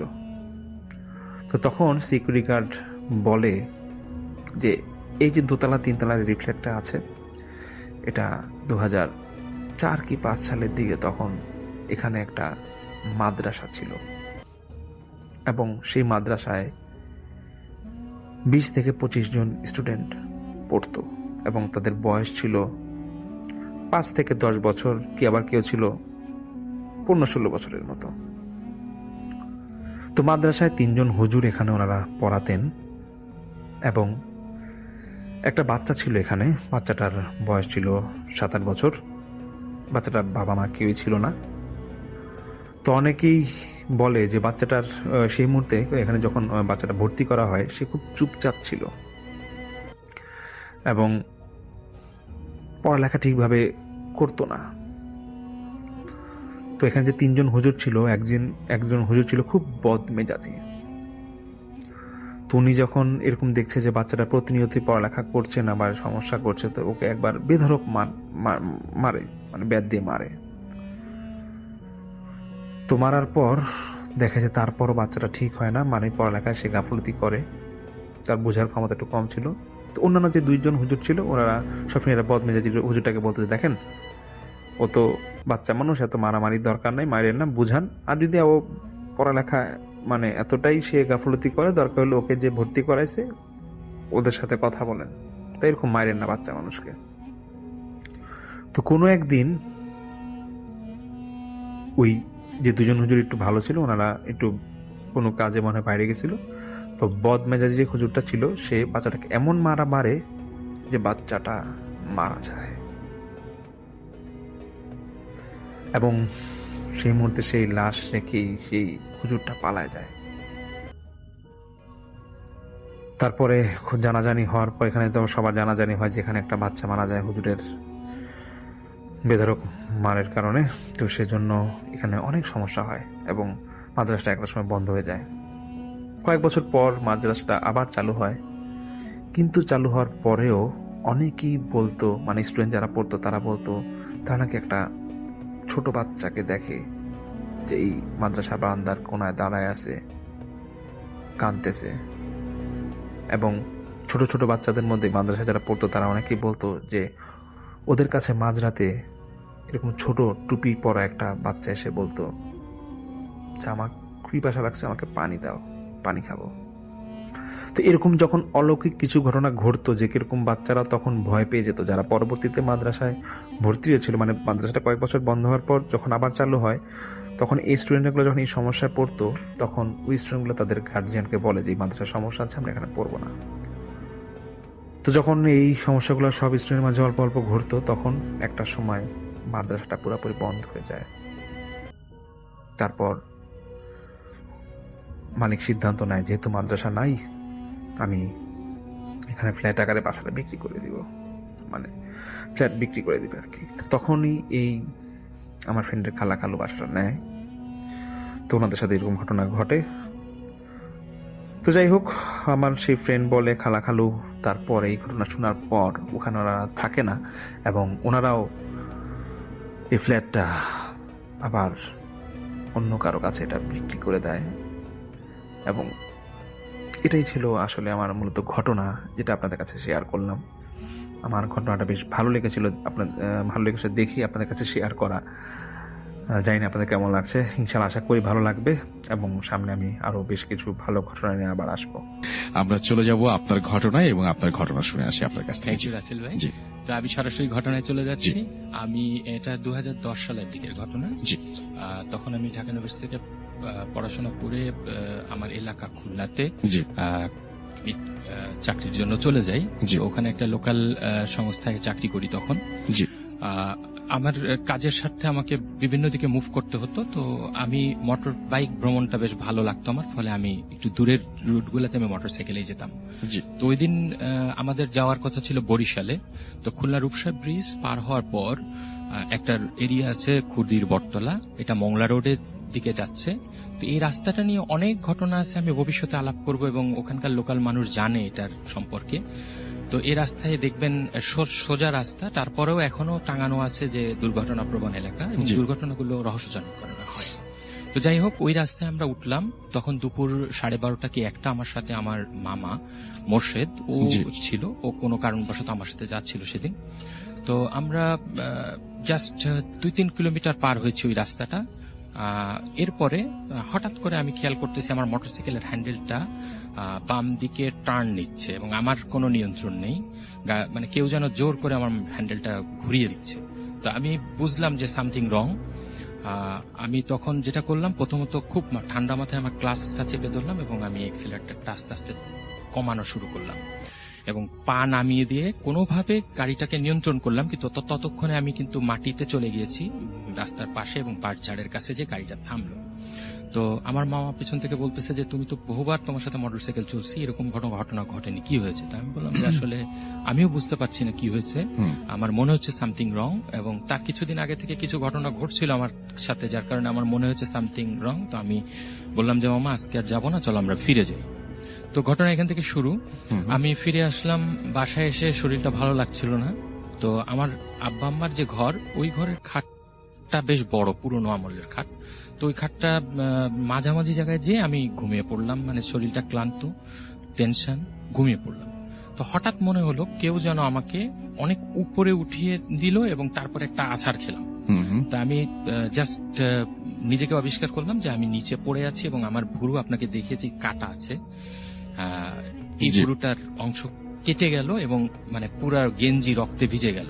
তো সাধারণত ছোট্ট একটা কাটা এবং খাট থেকে পড়া, এতে কিন্তু এত বড় রক্ত যাওয়ার কথা না। তো যাই হোক, আমি খুবই হতভম্ব হয়ে গেলাম যে এরকম একটা ঘটনা ঘটলো। নিজের কাছে একটা এম্বারেসিং লাগতেছিল যে খাট থেকে পড়ে তো সাধারণত এরকম হওয়ার কথা না। যাই হোক, তো আমি এতটুকু আমার মনে আছে যে আমি যে পড়ছি, উপর থেকে কেউ একজন আমাকে, মানে খাট থেকে না, খাট থেকেও 2-3 ফিট উপরে নিয়ে গেছে, এরপর বাড়ি মারলো। তো এরপরে আমি কিছুদিনের মধ্যেই আমার রুম, যেটা পাশের রুম, সেখানে রাত্রে আমি এবং আমার ওয়াইফ এবং আমার ছোট ছেলে, ওর সাথে আছে আফনান, আমরা ঘুমের প্রস্তুতি নিয়েছি। ও অলরেডি ঘুমিয়ে গেছে। 2010 সালের মাঝামাঝি সময়ের ঘটনা। হঠাৎ আমার জানলায় একটা প্রচন্ড শব্দ। তো আমি আমাদের বলে রাখি যে আমাদের বাড়ির ঠিক আমার জানলার থেকেই পুকুর আছে একটা পিছনে। তো পুকুরের পার আছে। তো আমরা ওখানে তাড়াতাড়ি জানলার কাছে গেলাম। আমি একটা জানলা দিয়ে আমি দেখছি, একটা জানলা দিয়ে আমার ওয়াইফ দেখছে। তো আমরা দেখি যে নিচে একটা পাখির মতো কিছু একটা পড়ে আছে, অনেক বড়, ওয়াইড, যদি প্রশস্ত বলি 2.5 হাতের মতো হবে, আর লম্বায় হয়তো 2 হাতের মতো হবে। এখন ওটা ডানাও ঝাপটাচ্ছে না, কিছু না, কিন্তু পড়ে আছে। এরপর কয়েক সেকেন্ড পরেই দেখলাম ও আস্তে আস্তে উঠতেছে এবং ওর কোনো মাথা নেই। ও উড়ে জাস্ট 5 থেকে 7 হাত, আমাদের পিছনে লাইট পোস্ট আছে, তো লাইট পোস্টে দেখতেছি, পুকুর পাড় দিয়ে যে রাস্তাটা, ওখানে লাইট পোস্ট আছে, দেখতেছি যে ও উঠছে এবং জাস্ট 10 হাত সামনে যে ভ্যানিশ হয়ে গেল। আচ্ছা, একদম কিচ্ছু নাই। আমরা দুই দিন তাকিয়ে আছি যে কি হলো এটা। তো যাই হোক, দোয়াদুর পরে ওই দিন আমরা রাত্রে পার করলাম। তো আমাদের এলাকায় অনেক বড় ভাইদের সাথে কথা হতো বিভিন্ন বিষয় নিয়ে। তো এর মধ্যে একজন আছে টিপু ভাই। তো উনি আমাকে বলল যে একজন তান্ত্রিক টাইপের একজন নারী আছেন, মধ্যবয়স্কা, উনি হচ্ছেন খুলনা কোয়ে বাজারের পাশে ওনার বাড়ি। আচ্ছা, ওনার নামটা আমি বলছি না, যাই হোক। তো ওনার কাছে যেতে বললেন। তা আমি সাধারণত এই জিনিসগুলো নিজেই, মানে সমস্যা হলে নিজেই দোয়া দুরুদ পড়ি, বা আমি কারো কাছে যেতে আগ্রহী ছিলাম না। কিন্তু ওদিন এত বড় একটা ঘটনা হওয়ার পর আমি ভাবলাম যে ঠিক আছে, আমি তাহলে যাই। তো টিপু ভাইকে বললাম, ভাই কি ঘটনা ঘটছে আপনার সাথেও শেয়ার করবো না এবং ওনার সাথেও শেয়ার করবো না, উনি কি ভালো বলে দেখি। তো ওনার কাছে গেলাম। উনি যথারীতি ওনার নিজের একটা ঘর, প্লাস মানুষ যারা যায় ওনার কাছে তাদের জন্য একটা ঘর, যেটা নদীর পাড়ে। এই ঘরের ভিতরে একটা সামিয়ানা টাঙানো, এবং জানেন যে আমি ওখানে দেখলাম প্রচুর টিকটিকি ঘুরছে সামিয়ানার উপরে, এবং একটু অস্বাভাবিক। তো যাই হোক, অনেকেই বলে টিকটিকি গোয়েন্দা। তো অনেকে আবার বিশ্বাস করে যে জিনদের থেকেও টিকটিকির রূপ নিয়ে ঘরে তারা বিভিন্ন তথ্য নেয় বা বিভিন্নভাবে থাকে। তো যাই হোক, আমি দেখলাম টিকটিকি। তো উনি আসলেন, আসার পর বললাম যে আপা, আমি আসলে যে কারণে এসেছি সেটা আমি আপনাকে বলবো না, আপনাকেই বলতে হবে যে আমি কেন এসেছি। কিছু মনে করবেন না, আপনাকে এরকম একটা পরীক্ষা নিচ্ছি। তো উনি বললেন, উনি হাসলেন, হেসে বললেন বসো। তো উনি কিছু তো পড়লেন, পড়ার পর একটা হাই উঠলো, এরপর উনি চোখ বন্ধ করলেন এবং স্পষ্টভাবে আমাকে বলতে লাগলেন যে তুমি কালকে সাদা কিছু দেখেছো এবং সে জিনিসটা উড়ে যাচ্ছে, তাই না? তা আমি আসলে খুব অবাক হলাম এবং ওনার দিক তাকিয়ে থাকলাম। উনি বললেন যে হ্যাঁ, এটা হচ্ছে তোমার সাথে আসছে, তোমার পিছনে কিছু প্রভাব আছে। এখন তুমি যদি এর থেকে পরিত্রাণ পেতে চাও, কিছু প্রক্রিয়া আছে। তো আমি বললাম যে পরিত্রাণ পেতে চাই, তবে আমি কোনো প্রক্রিয়ার মধ্যে যাব না। তো এরপরে 2015-16 সাল পর্যন্ত আমার সাথে অনেকগুলো ঘটনা ঘটে, যেগুলো আমি সুযোগ পেলে আবার আসবো আপনার কাছে, এসে ঘটনাগুলো বলবো। এবং ওনার কাছ থেকে আমি অবশ্য কোনো ট্রিটমেন্ট নিয়েছিলাম না, কারণ উনি বলেছিল যে আমি ট্রিটমেন্ট দিই, কখনো যদি এই ট্রিটমেন্টে কোনো সমস্যা হয়, দেখা গেল আপনাকে তাবিজ দিলাম, এটা খুলে পড়ছে, তখন কিন্তু আপনার উপর আক্রমণ হবে। তো আমি বলছিলাম যে না, আমি যা জানি সেটার উপরেই থাকি। তো এখন এখন আপাতত সমস্যাগুলো কেটে গেছে, তবে অনেকগুলো ঘটনা আছে যেগুলো আমি আস্তে আস্তে শেয়ার করতে চাই আর কি। ওকে, থ্যাংক ইউ সো মাচ। আপনাকে অনেক ধন্যবাদ আমাদের স্টুডিওতে এসে আপনার ঘটনা শেয়ার করার জন্য, এবং আশা করছি আপনাদেরও ঘটনা ভালো লেগেছে। সঙ্গে আরো একজন নতুন অতিথি এসেছেন, তার নামটা একটু জানতে চাইবো, কোথায় থাকেন সেটা একটু জানবো, তারপর আপনার ঘটনায় যাব। জি, আপনার নামটা বলুন। জি, আমার নাম মুশতাক আহমেদ রাঙা। আমি এসেছি পাবনা জেলার ভাঙ্গুড়া থানার প্রত্যন্ত চরণবিল অঞ্চল থেকে। তাহলে আপনার ঘটনায় চলে যাই আমরা সরাসরি। জি রাসেল ভাই, আমি আজকে যে ঘটনাটি শেয়ার করতে যাচ্ছি এটা আমার অঞ্চলের একটি ঘটনা, চলন বিলের। তো আমি আমার এলাকার একটু বিবরণ দিয়ে নিচ্ছি প্রথমে। জি। আমার যে গ্রাম, আমার গ্রামের নাম গোবিন্দপুর। তো আমার গ্রামের পাশের যে গ্রাম, সেই পাশের গ্রামের নাম হচ্ছে বাগমারা গ্রাম, ঠিক আছে? তো আমার গ্রাম প্লাস বাগমারা গ্রাম, এই দুটো গ্রামের মধ্যবর্তী যে ডিস্টেন্স আর কি, তো এটা প্রায় 4 কিলোমিটার। তো এই আমার গ্রাম এবং বাগমারা গ্রামের মধ্যবর্তী স্থানে একটা জায়গা আছে যেটাকে আমাদের অঞ্চলে ছয়গাছি বলে ডাকে সবাই, ছয়গাছি বলে পরিচিত, কারণ সেখানে 6টা বড় বড় গাছ আছে রাসেল ভাই, বট গাছ 6টা বড় বড়। তো সেখানে একটা ঘটে যাওয়া ঘটনা, লোকমুখে অনেক ভৌতিক ঘটনা সেখানে এর আগেও ঘটেছে, লোকমুখে শোনা যায়। তো যার সঙ্গে ঘটেছে তার নাম হচ্ছে বিমল চৌকিদার, গ্রাম্য পুলিশ যাকে বলে। তো আমার ইউনিয়ন যেটা, আমার ইউনিয়নের গ্রাম্য পুলিশ বিমল, তার সঙ্গে ঘটে যায় ঘটনাটি। তো নর্মালি যেটা হয় যে বিমল চৌকিদার তার ডিউটি শেষ করে প্রায় রাত 10টা সাড়ে 10টার দিকে সে বাড়ি ফেরে নর্মালি প্রতিদিন। তো এমন একটা দিন 2016 সালের 2016 সালের এটা মার্চ মাসে বেশি গরমও না, ওয়েদারটা ছিল বেশি গরমও না বেশি ঠান্ডাও না, এরকম একটা ওয়েদার। সে কাজ শেষ করে সে বাড়ি যাচ্ছিলেন, ঠিক আছে, রাতে।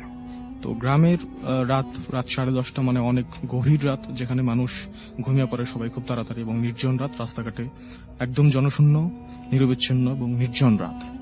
তো বিমল চৌকিদার বাড়ি যাচ্ছিলেন। বিমল চৌকিদার যদি বাড়ি যায় সেক্ষেত্রে ছয়গাছি ভিটাটাকে ক্রস করে তার বাড়িতে যেতে হবে। তো এটা তো বাড়ি যাচ্ছিলেন, তো যখন সে ছয়গাছি ভিটার কাছাকাছি চলে যায়, তো ওই সময় যেটা লক্ষ্য করে, ছয়গাছি ভিটার ঠিক সাইডে একটা জমি আছে, ফাঁকা জমি। সে যেটা লক্ষ্য করে যে কিছু গরু সেই ভিটার উপরে ঘাস খাচ্ছে, ঠিক আছে, প্রায় 7-8টা গরু অত রাতে। নরমালি রাসেল ভাই, গ্রামে এত রাতে গরু কখনোই একটা জমিতে 7-8টা গরু ঘাস খাবে না, এবং প্রত্যেকটা গরুর সঙ্গে এক একটা করে মানুষ আছে রাসেল ভাই। তো বিমল চৌকিদার বিষয়টা প্রথমে স্বাভাবিকভাবেই নেয়, এবং সে প্রথমে ধারণা করে যে হয়তো চোর গরু চুরি করে বা ডাকাত গরু ডাকাতি করে এখানে নিয়ে এসে ঘাস খাওয়াচ্ছে বা রেস্ট নিচ্ছে, বিশ্রাম নিচ্ছে। তো সে যেহেতু চৌকিদার, সে সাহস করেই সেদিকে এগিয়ে যায়। তো সে যখন যায় ওই মাঠের কাছাকাছি, তো তার হাতে যেটা ছিল, সে একটা হারিকেন ছিল তার হাতে, এবং একটা বল্লম জাতীয় একটা লাঠি ছিল। তো সে সেই মাঠের দিকে যায়, যাওয়ার পরে সে যেটা লক্ষ্য করে সেটা হচ্ছে সে যত দূরে যায় এবং গরুগুলো তার পিছুতে থাকে, যত দূরে যায় গরুগুলো পিছুতে থাকে। একটা সময় সে যখন মাঠের উপরে গিয়ে দাঁড়ায়, সে যেটা লক্ষ্য করে রাসেল ভাই, কোনো গরু বা কোনো মানুষ, কোনো কিচ্ছুই নাই, একদম নির্জন, ঠিক আছে। সে তো প্রাথমিকভাবে ভয় পেয়ে যায় বিষয়টাকে। তো সে যেটা হয়, একটা দমকা বাতাস, কালো একটা বড় দৈত্যাকার ছায়া সম্বলিত একটা দমকা বাতাস তার পাশিতে ধাপ করে চলে যায়, ঠিক আছে। যখন এই বাতাসটা যায় রাসেল ভাই, তখন তার যে লাইট, মানে লাইট বলতে হারিকেন আলোটা রাসেল ভাই নিভে যায় সাথে সাথে, এবং সে প্রচন্ড ভয় পেয়ে যাওয়ার পরে, যেহেতু ওই জায়গায় এর আগে অনেক ঘটনা ঘটেছে ভৌতিক, এবং সে এই কারণে আরো বেশি ভয় পায়। একটা পর্যায়ে সে যেটা করে, সে বসে পড়ে মাটির উপরে রাসেল ভাই। আচ্ছা। জায়গাটা সম্পূর্ণ জনবিচ্ছিন্ন একটা জায়গা, এবং 2 গ্রামের মাঝখানে, এবং চারদিকে শুধু মাঠ আর মাঠ, দিগন্ত জোড়া মাঠ। তো এরকম একটা সময় সে একা একটা মাঝখানে, মানে মাঠের মধ্যে। তো যেটা করে সেটা হচ্ছে যে সে তার যে হারিকেন জ্বালানোর চেষ্টা করে, সে দিয়াশলাই বের করে যতবারই ট্রাই করে হারিকেন জ্বালানোর জন্য, বাট হারিকেন আর জ্বলে না। সে 1বার 2বার 3বার এরকম করে ট্রাই করে, বাট হারিকেন সে জ্বালাতে পারে না ওই সময়।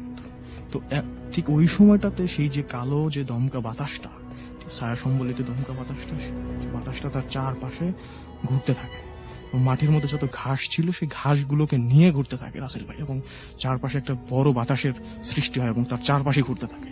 সে প্রচন্ড ভয় পায় এবং সে বিশ্বাস করে যে না, তার সঙ্গে খারাপ কিছু করতে যাচ্ছে, এবং সে যেটা করে সেটা হচ্ছে তার জীবন বাঁচানোর জন্য রাসেল ভাই সে সবকিছু রেখে সে তার বাড়ির দিকে দৌড় দেয় রাসেল ভাই, গ্রামের দিকে। সে এত জোরে দৌড়াতে থাকে রাসেল ভাই, দৌড়াতে থাকে। তো যখন সে দৌড়াচ্ছে রাসেল ভাই, পিছন থেকে খটখট খটখট শব্দ। তো সে পিছনে যখন তাকায় রাসেল ভাই, দেখে যে প্রায় 20-30টা ঘোড়া তার পিছনে তাকে তাড়া করছে, এবং ডানে বামে এবং পিছনে 20-30টা ঘোড়া তার পিছনে তাড়া করছে রাসেল ভাই। সেইটা দেখে তো আরো ভয় পায়, প্রচন্ড ভয় পায়, এবং তার একটাই কথা, মানে তার একটাই মনের এখন শক্তি, যে তাকে বাড়ি যেতে হবে কোনোভাবে। সে তারপরেও মনে শক্তি নিয়ে সে দৌড়াতে থাকে, ঘোড়া তার পেছনে দৌড়াতে থাকে, খুব ভয় পায়। তো একটা সময় সে লক্ষ্য করে যে তার গ্রামের একটা পাড়ায় দুটো আলো জ্বলছে টিপ টিপ টিপ টিপ করে, বাতির আলো, ঠিক আছে, হারিকেনের বাতির আলো। তো সেই বাতিকে লক্ষ্য করে সে আরো দ্রুত দৌড়াতে থাকে, এবং সে একটা সাহস পায়। একটা সময় গিয়ে সেই আলোর কাছে গিয়ে সে ধাপ করে পড়ে যায়, এবং সে তাদেরকে বিষয়টা খুলে বলে যে আমি এরকম ভয়ের ঘটনার সঙ্গে এতক্ষণ ছিলাম, তো আমাকে পানি দেন। তো রাসেল ভাই সাথে সাথে বাড়ির লোকজন তাকে নিয়ে গিয়ে পানি খাওয়ায়। পানি খাওয়ানোর পরে সব বিষয়গুলো শোনার পরে রাসেল ভাই যেটা হয় সেটা হচ্ছে যে চকিদার প্রচন্ড ভয় পায়, এবং নেক্সট টাইম ওই চকিদার আজ পর্যন্ত ওই রাস্তা দিয়ে কখনোই এত রাতে আর যায়নি। তো এই ছিল আমার ঘটনা রাসেল ভাই। এরকম আরো ঘটনা ওই জায়গা কেন্দ্রিক আছে, পরবর্তীতে সুযোগ পেলে আমি আবারও শোনানোর চেষ্টা করবো। ধন্যবাদ আপনাকে। যাই হোক, আমরা চলে যাব আমাদের হাফেজ মাইনুদ্দিন ভাইয়ের কাছে, তার কাছে একটা ঘটনা শুনে আসবো। আশা করছি এই ঘটনাটি আপনাদের ভালো লাগবে। স্টে টিউনড রেডিও ফুর্তি, এন্ড চলে যাই আমরা সরাসরি আমাদের। ওয়ালাইকুম ভাইয়া। জি, আমি যে ঘটনাটা বলবো আমাদের ঢাকা জেলায় কেরানীগঞ্জ থানা, সেখানে বিশাল একটি অ্যাপার্টমেন্টের এরিয়া, আর সেখানে পাহারা দিতেন রাত্রিবেলায় একজন ব্যক্তি, যার নাম ছিল সিদ্দিক ভাই। তো উনি প্রতিটা রাত্রি আর কি পাহারা দেওয়া হতো। তো ঘটনা ছিল সে রাত্রিবেলায়, সে যখন রাত্রিতে পাহারা দিতেছে এবং বাঁশি ফুঁক দিতে দিতে হাঁটতেছিল এরিয়াতে, তো উনার অজান্তেই উনি আচমকাই নিজে হাঁটতে উনার এরিয়া পার হয়ে অন্য এলাকাতে চলে যান। আচ্ছা, কিন্তু উনার এটা মাথায় ধরেনি যে উনি কোথায় আছেন। যখন ওই এরিয়া থেকে, মানে উনার এলাকা থেকে পার হতে হতে আরেকটা এলাকা চলে গেছেন, সেই এলাকা থেকে একটা পুকুর ডোবা ছিল নোংরা, যেটা কচুরি পানাতে ভর্তি, এবং সেই পুকুরের ভিতরে, সেই ডোবার ভিতরে সেই সিদ্দিক ভাইকে পেছন থেকে ধাক্কা মেরে ফেলে দেওয়া হয়। এবং শুধু ফেলে দেওয়া হয় না, তাকে উঁচু করে করে কয়েকবার ডুবানো এবং মানে উঠানামা করা হয়, এমন করতেছে। এবং সে খুব জোরে জোরে চিৎকার করতেছে, তাকে বেশ বড় ধরনের একটি আঘাত করে সেই পুকুরের মধ্যে ফেলে দেওয়া হয়। যখন সে চিৎকার করতেছিল এবং তাকে যখন আঘাত করে ফেলে দেওয়া হলো, তে এলাকার জনগণ আসলো, এসে দেখলো এরকম এই ব্যক্তিটা পুকুরের মধ্যে ডুবে পড়ে আছে। তখন তাকে সাথে সাথে একটি ক্লিনিকে নেওয়া যাওয়া হয়, সেখানে ভর্তি করা হয়, এবং ডাক্তারের রিপোর্টে তারা বলতেছে যেটা সন্ত্রাসী হামলা ছিল। কিন্তু ঘটনা ছিল সেই ক্লিনিকের ভিতরেই ভর দুপুর বেলায় তাকে স্যালাইন দেওয়া হয়েছিল, যেহেতু শরীরটা অনেক দুর্বল এবং সারাটা গায়ে তার খুব দাগ, তাকে যে আঘাত করা হয়েছে সে প্রহরের আঘাতের দাগ পুরো শরীরটিতে ভরা ছিল। তাকে স্যালাইন যে দেওয়া হলো, সে স্যালাইন চলতেছিল। ঘটনা ভর দুপুর বেলায় হয়, সেটা হচ্ছে যখন 12টা নাকি 12:30 বাজে, তখন তাকে সেই বেড থেকে একটা ধাক্কা মেরে ফেলে দেওয়া হয়, এবং তার হাতে যে স্যালাইনটা লাগানো ছিল সেটা ছুঁড়ে ফেলা হয়, এবং তার আশপাশে যারা লোকজন ছিল সকলের সামনেই তাকে যে মারতেছে, এবং সে সিদ্দিক ভাই এক কথাই বলতেছে, আমাকে বাঁচা, ওরা আমাকে মেরে ফেলবে, আমাকে বাঁচা, ওরা আমাকে মেরে ফেলবে। তো সবাই অদ্ভুত হয়ে তাকে থেকে যে ওরা কারা, কে মেরে ফেলবে, কিন্তু অথচ সবার সামনেই তাকে মারা হইতেছে। তো ক্লিনিকের সাথে সাথে বলে দেয় যেটা অস্বাভাবিক কোনো কিছু, আপনার তাড়াতাড়ি করে বাসায় নিয়ে একটা হুজুর দেখিয়ে দেন, এটা খুব অস্বাভাবিক। পরে তারা ক্লিনিক থেকে বাসায় নিয়ে আসে। বাসায় আনার পরও সে একই অবস্থা, ঘরের জিনিসপত্র ভাঙচুর করা, শুধু বলতে থাকে যে আমাকে বাঁচাও, ওরা আমাকে মেরে ফেলতেছে, ওরা আসতেছে, আমাকে মেরে ফেলবে। তো একটা হুজুরকে খবর দেওয়া হয়, সেখানে হুজুর আসে, এসে দেখে যে হ্যাঁ পরিস্থিতি খুব ভয়াবহ, এবং হুজুরও বলছে যে এটা খুব শক্তিশালী, ওনার সাথে কয়েকটা জিনি আছে, ওনাকে খুব আঘাত করতেছে। পরবর্তীতে হুজুর কিছু চিকিৎসা দিয়ে দেন, কিছু যখন চিকিৎসা সামনে বসে করে তো সে একটু ভালোই ছিল। হুজুর যখন আবার চলে গেছে তাকে আবারও সেই আক্রমণ চলতেছিল, তাকে সে আবারও আঘাত করতেছিল। তখন উস্তাদজি যিনি তাকে সুস্থ ট্রিটমেন্ট করতেছিলেন, একটি পানি দেওয়া হয়েছিল, পড়া পানি। ওই পানিটা ছিটানোর পরে যে নাকি পানিটা নিচে তাকে ছিটাবে ছিটিয়ে দিছে, ওই তাকেও একটি চড় মারা হয়, তাকেও খুব আঘাত করে। পরবর্তীতে খুব অবস্থা খারাপ, সে উস্তাদজিকে আবার ডাকানো হয়। তখন উস্তাদজি বলছে যে আমার পক্ষে এখন সম্ভব না, আমি পারবো না, কেননা এটা খুব শক্তিশালী 3টা জিন আছে, আমার দ্বারা সম্ভব না, আপনারা আরেকটা জায়গায় ট্রাই করুন।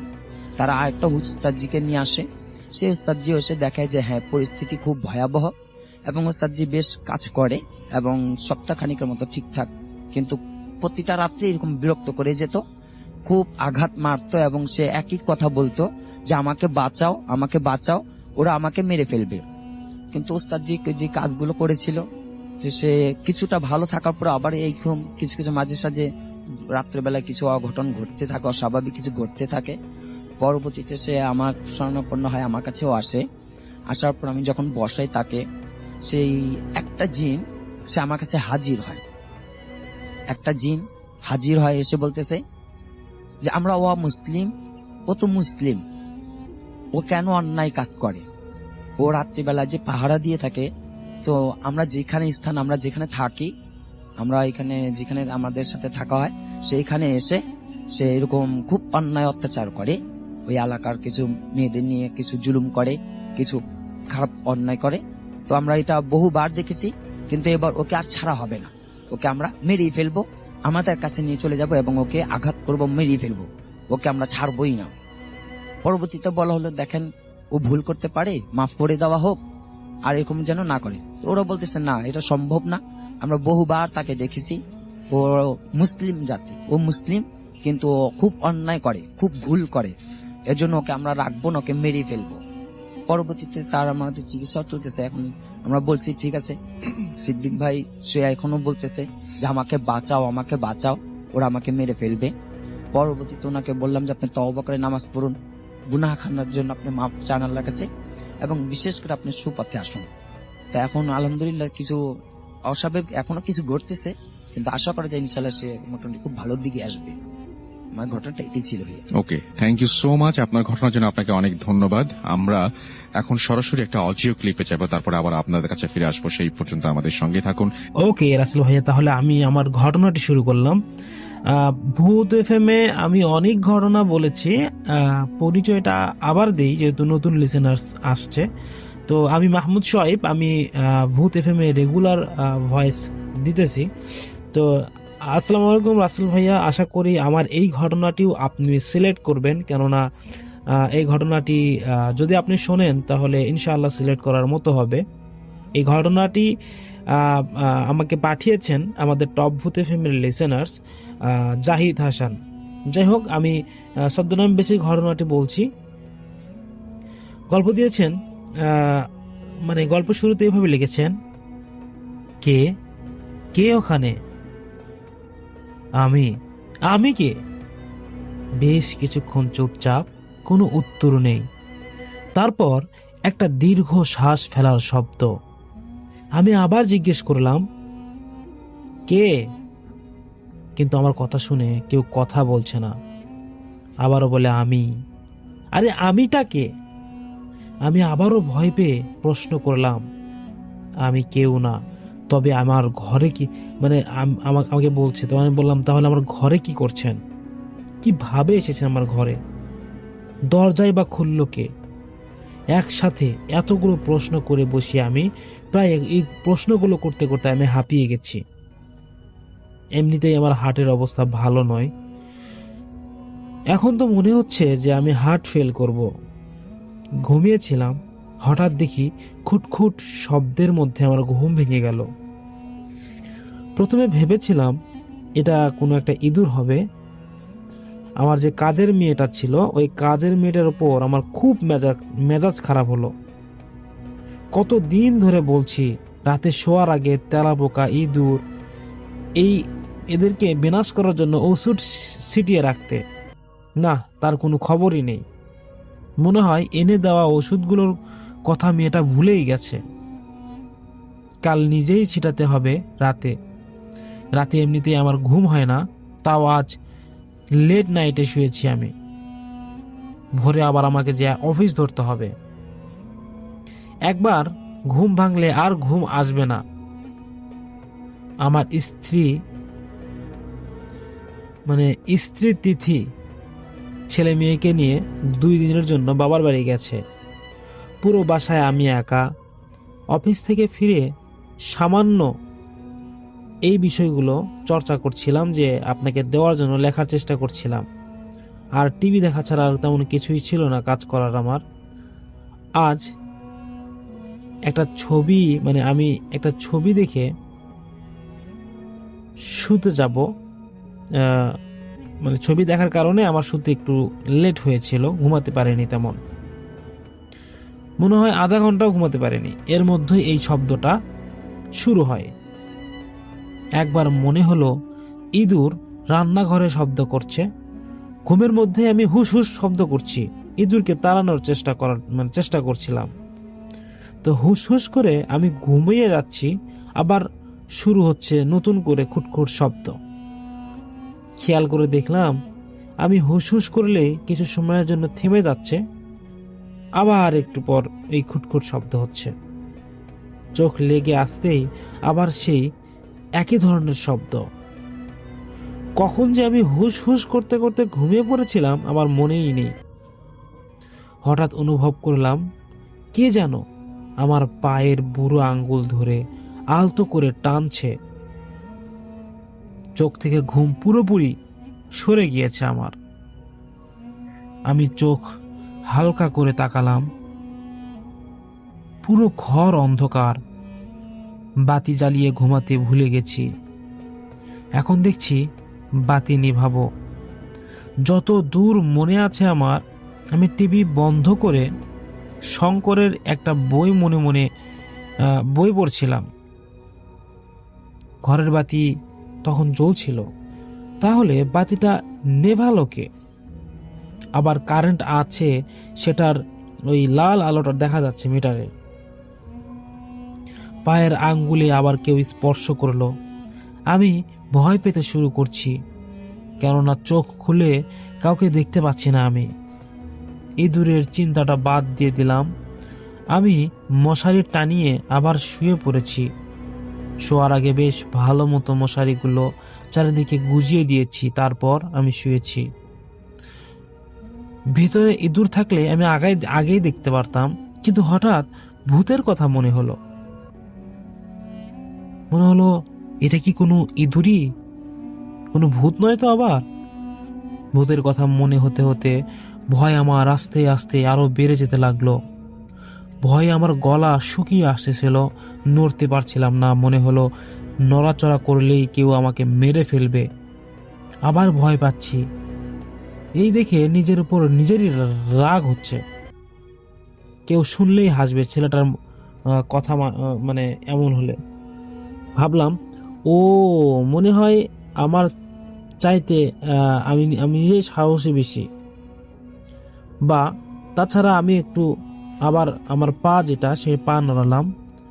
এমনভাবে নাড়ালাম যেন ঘুমের মধ্যে আমি নাড়াচ্ছি। অন্যদেরকে বোঝাবো এটা, যদি কোনো ভূত থাকে। তো সঙ্গে সঙ্গে স্পর্শটা বন্ধ হয়ে গেল। মনে হলো কেউ পায়ের উপর থেকে হাতটা সরিয়ে নিল। এবার ভাবলাম, ইঁদুর হবার প্রশ্নই আসে না এটা। বারবার আমার পায়ে হাত দিচ্ছে কে? ঘরে তো কেউ নেই। আমি ভয়ে চোখ বন্ধ করে ঘুম আসছি এই অবস্থায় পড়ে আছে, অথচ আমি কিন্তু সজাগ। ডাইনিং রুম থেকে ভেসে আসা ঘড়ির টিকটিক শব্দ আমি শুনতে পাচ্ছি, এছাড়া অন্য কোনো শব্দ নেই। চারিদিকে শুনশান নীরবতা। একটু আগেও খুটখুট শব্দ ছিল, এখন আর হচ্ছে না। হঠাৎ মনে হলো কেউ আমার শরীরে থাকা চাদরটা ধরে টানছে। আমি মনে মনে দোয়া দরুদ পড়তে লাগলাম। নিজের ঘরে এমন আবহাওয়া পরিস্থিতির সম্মুখীন হব আমি কখনোই কল্পনা করিনি। ভয়ে আমার হাত পা একেবারে জমে যাচ্ছিল। শরীর থেকে চাদরটা একটু একটু একটু করে নিচের দিকে নেমে যাচ্ছে।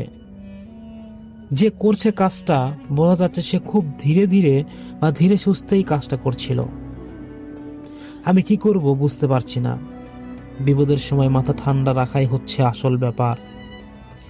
শুধুমাত্র বিপদের সময় মাথা রাখার কারণে 70% লোক মৃত্যুর হাত থেকে বেঁচে যায়।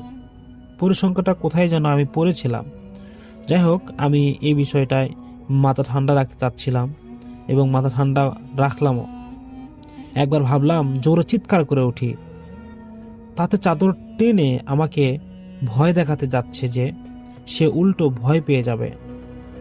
তারপরেই মনে হলো এটা কি কোনো চোর খাটের নিচে আছে? বেশ কিছুদিন যাবৎ মহল্লায় চোরের আনাগোনা কিন্তু বেড়ে চলছিল, আমি জানি।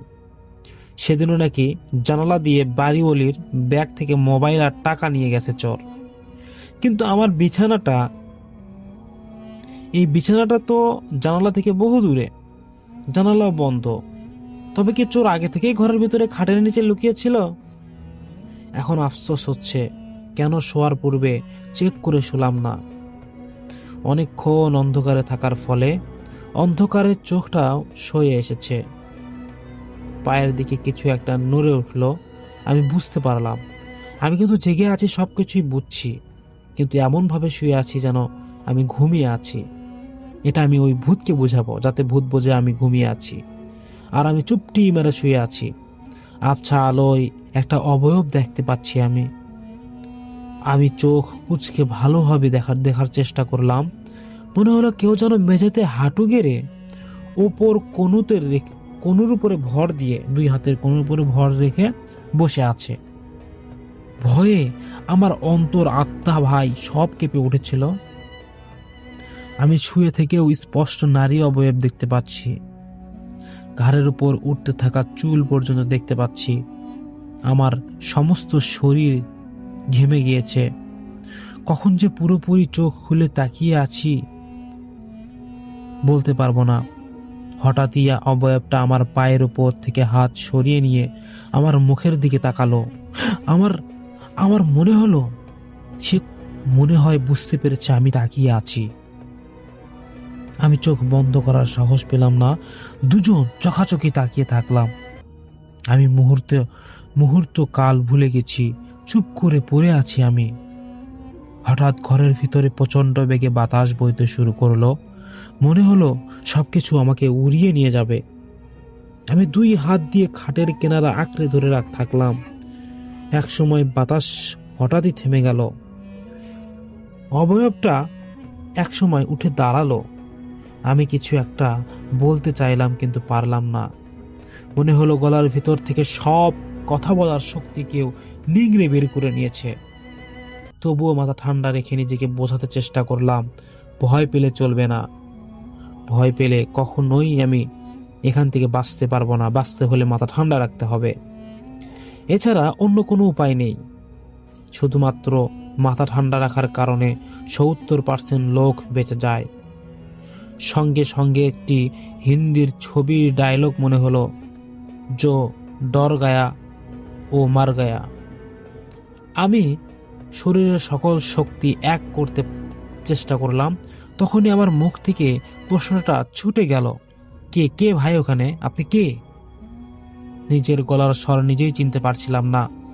মনে হলো আমার গলায় অন্য কেউ কথা বলছে। আমি আবার একই প্রশ্ন করলাম, এই কে ওখানে? এবার মৃদু হাসির শব্দ ভেসে এলো। আমি আবার বললাম, প্লিজ বলুন কে ওখানে? তখন বলছে আমি। খুব আস্তে এই উত্তরটা এলো।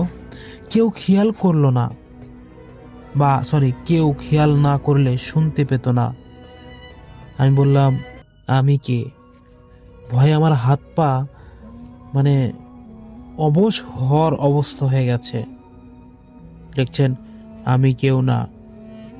এই বলে অবয়বটা আবার হেসে উঠল, যেন নিক্ষিণ হয়ে কানে বাজছে। আমি মুগ্ধ হলাম। তিতির ভাষায় অতি তাড়াতাড়ি মুগ্ধ হয়ে গাধা সাজলাম। আমি নিজেকে নিজের কাছে গাধা মানব মনে হলো। আমি ভয় পাচ্ছি, কিন্তু আমি আবারও ভয় পাচ্ছি। দয়া করে বলুন প্লিজ, কে আপনি? নিজেকে কেমন শিশু শিশু মনে হচ্ছে আমার। এবার কোনো উত্তর এলো না, তবে অবয়বটা উঠে গিয়ে ঘরের মাঝখানে রাখা রকিং চেয়ার, মানে যে চেয়ারটা দোলে, সেই চেয়ারটাতে বসে পড়লো। মশারির ভিতর থেকেও দেখতে পাচ্ছে চেয়ারটা দুলছে। কেউ একজন হেলান দিয়ে বসে আছে চেয়ারটাতে।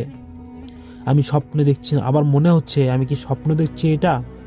হাত নাড়িয়ে হাতের চিমটি কাটার শক্তি, সাহস কোনোটাই পেলাম না। শুধু ফ্যাল ফ্যাল করে তাকিয়ে আছি চেয়ারটার দিকে। পৃথিবীতে কোনো কিছুই স্থায়ী নয়, তেমনি আমার ভয়টাও স্থায়ী হলো না। খুব ধীরে ধীরে ভয়টা কেটে যাচ্ছে। গুনগুন করে একটা শব্দ হচ্ছে, মনে হচ্ছে আমার ঘরে থাকা অবয়বটা গান গাচ্ছে আর আমার রকিং চেয়ারে দোল খাচ্ছে, কিন্তু আমার পরিচিত কোনো সুরে নয়, অচেনা কোনো সুরে। তিথি যেমন ঘরের কাজ করতে করতে এমন, মানে তিথি আমাদের বাড়ির কাজের লোকটা, সেও কাজ করতে হতো এই সুরে, মাঝে মাঝে এই ভাজে এরকম করে গান গেত। আমি সুরটা ধরতে চেষ্টা করতে পারলাম না। না, এমন সুর আমি আগে কখনোই শুনিনি। আমি ভুল ভাবছি। তবে সুরের মাদকতায় ভেসে গেল পুরো ঘর। আমি চোখ বন্ধ করে গান শুনছি আর ভাবছি কি করা যায়। একবার মনে হলো হাউমাউ করে কেঁদে কেটে যদি মাপ চাই তাহলে কেমন হয় ওই অবয়বের কাছে। নিজেরই পছন্দ হলো না ব্যাপারটা। আমার মাথা কাজ করতে শুরু করছে। ভালো লাগলো। একবার ভাবলাম হ্যালোসিনেশন নয় তো। কিছু নিজের মুখ দিয়েই বিরক্তিসূচক শব্দ বের হতে লাগলো আমার। সঙ্গে সঙ্গেই অবয়বটি দোল খাওয়া বন্ধ করে আবার আস্তে আস্তে আমার দিকে ঘুরে তাকালো। আমি আবার বললাম, কে আপনি? প্লিজ দয়া করে বলবেন আপনি কে? মনে হলো একটা দীর্ঘ শ্বাস পড়লো। এবার আশ্চর্যিতভাবে কাউকে আমার ঘরে দেখে আমি ভয় পাচ্ছি এবং অস্বস্তি বোধ করছি। দয়া করে বলুন আপনি কে, কি চান আমাকে? এই কথা যখন জিজ্ঞেস করলাম তখন বলছে, আমাকে ভয় পাবার কিছু নেই, আমি তোমার কোনো ক্ষতি করব না, আপনি ঘুমান। আবারও সেই হাসির শব্দ, কিন্তু এবার কেউ ঘরে বসে থাকলে আমার ঘুম আসবে না। আমি আবার বললাম, আমাকে অবয়বটা বলছে চলে যেতে বলছেন আমাকে। আমি আবার বললাম, আপনি কে, কেন এসেছেন তাও যদি বলতেন। আমি কৌশলে প্রশ্নটা এড়িয়ে গেলাম। বলছে, আমি আফরোজা, এসেছি তাকাফুল শহর থেকে। আমি মানুষ সম্প্রদায়ের কেউ নই, আমি জিন সম্প্রদায়ের মেয়ে। বলে মেয়েটি হেসে উঠল। জিন শুনে আমি কেঁপে উঠলাম। কোথা থেকে হালকা চাপা ফুলের মিষ্টি ঘ্রাণ ভেসে আসছে। ফুলের পুরো ঘর মোমো করছে গন্ধে। হাসির শব্দে আমি আবার বিমোহিত হলাম। আপনার হাসিটা অনেক সুন্দর। আমার মুখ ফসকে এই কথাটা বের হয়ে গেল তার হাসি শুনে। নিজেকে আবারও কেমন হাবলা গোবলা মনে হলো। তিথির কথা মনে হলো, ও যদিও জানে গভীর রাতে ঘরে বসে আমি কোনো জিন মেয়ের সাথে কথা বা জিন মেয়ের প্রশংসা করছি, তাহলে ও কি করবে? মানে আপনার স্ত্রীর কথা ভাবছেন? আমি মাথা নাড়ালাম। খুব ভালোবাসেন বুঝি? এই বলে মেয়েটি আবার হাসতে লাগলো। রকিং চেয়ারটি আবার দোল খাচ্ছে। আমি কিছু বলার আগেই মেয়েটি বলল, এখন কি আপনার ভয় লাগছে? আমি বললাম, জি না। আমি মিথ্যা বললাম। মানুষের খুব সহজে মিথ্যা বলতে পারে বলে ওই মেয়েটি আবার হাসছে। মানে আমি মনে মনে যা ভাবছি, কল্পনা করছি, ওই মেয়েটার সাথে সাথে সেটা বুঝতে পারছে। মিথ্যা বলে ধরা খাবার জন্য কেমন লজ্জা লাগছে আপনার? আমার একবার মনে হলো বাতি জ্বালাবো কিনা। দয়া করে, এই মনে করছি, আমি কাউকে বলিওনি। সাথে সাথে ওখান থেকে প্রত্যুত্তর আসলো যে দয়া করে বাতি জ্বালাবেন না, আমি বাতি সহ্য করতে পারি না। আর একটু পর আমি চলে যাব। আমি চমকে উঠলাম। এ যে দেখছি আমার থট রিড করতে পারছে। মানে আমি যা ভাবছি সেটাই রিচ করছে। আপনি কেন এসেছিলেন প্রশ্নটা আমি শেষ করতে পারলাম না, এমনিতেই আসছি। তিনি লিখলেন, তিনি বলে দিলেন, আছে তো কোনো একটা কারণ। কি কারণ? আমি কোনো কারণ জানার জন্য অস্থির হলাম। আমার ইচ্ছা হচ্ছে মেয়েটিকে দেখি, আমাকে দেখতে ইচ্ছা। আমার আমি এই কথাটা ভাবতেই বলতেছে আমাকে দেখতে ইচ্ছা হচ্ছে, তাই না? মেয়েটি আবার হাসতে হাসতে বলল এই কথা। আমি বললাম জি। আমি ছোট্ট করে উত্তর দিলাম, তোমাকে না দেখাই ভালো। আমরা দেখতে মানুষের মতো নই, আমরা হচ্ছে আগুনের তৈরি, আর আগুন, মানুষ হচ্ছে মাটির তৈরি। আমাদের কোনো নির্দিষ্ট আকৃতি নেই, আমরা যে কোনো আকার ধারণ করতে পারি, যে কোনো জায়গাতে যেতে পারি, শুধুমাত্র আসমানের নির্দিষ্ট একটা সীমা পর্যন্ত। তাহলে এটা কি আপনার আসল আকৃতি নয়? না। আপনি কি তাহলে মেয়ে নন? আমি মেয়ে জিন। আমাদের মধ্যে ছেলে মেয়ে দুটোই প্রজাতি আছে।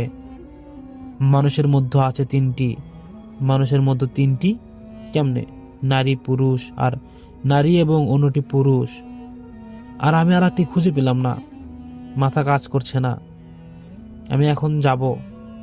কেন এসেছিলেন তা তো বলে যান।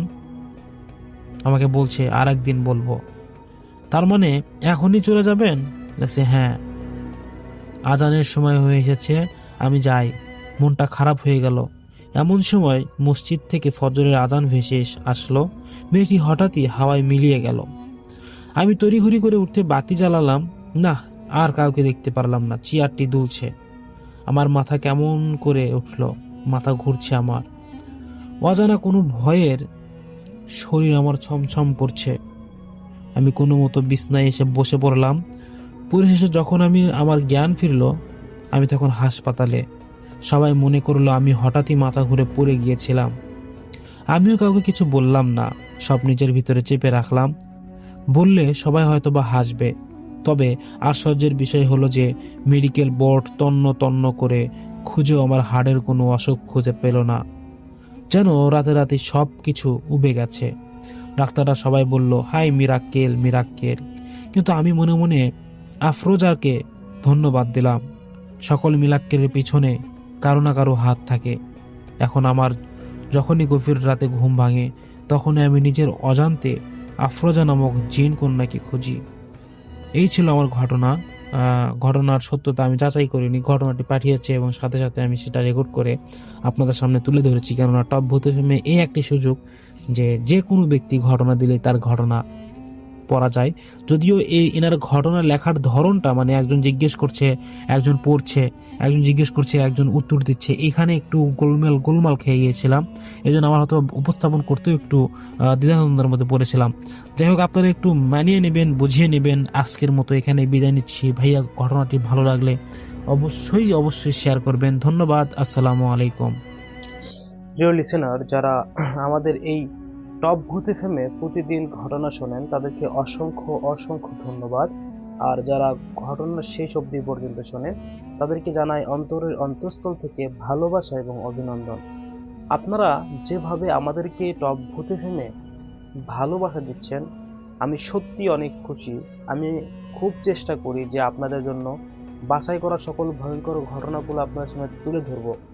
আর আপনারা আমাদের এই ঘটনাগুলো শুনে একটা ভয়ঙ্কর থমথমে পরিবেশ বা একটা কষ্টদায়ক ভয়ঙ্কর থমথমে পরিবেশে আপনাদের নিয়ে যেতে চাই। আর অনেকেই কিন্তু আমাদেরকে কমেন্ট করে যে ভাইয়া, আপনাদের ঘটনাগুলো ভালো লাগে। বিশেষ করে এই নেগেটিভ কমেন্টের থেকে পজিটিভ কমেন্টগুলো আমাকে আরও বেশি উৎসাহিত করে। অনেকেই আছে নেগেটিভ কমেন্ট করে, বাট একজন যদি পজিটিভ কমেন্ট করে, আমি কাজ করার শক্তি দ্বিগুণ পাই। আমি বলবো, আপনারা যারা এইরকম ভাবে ঘটনাগুলো বলছেন,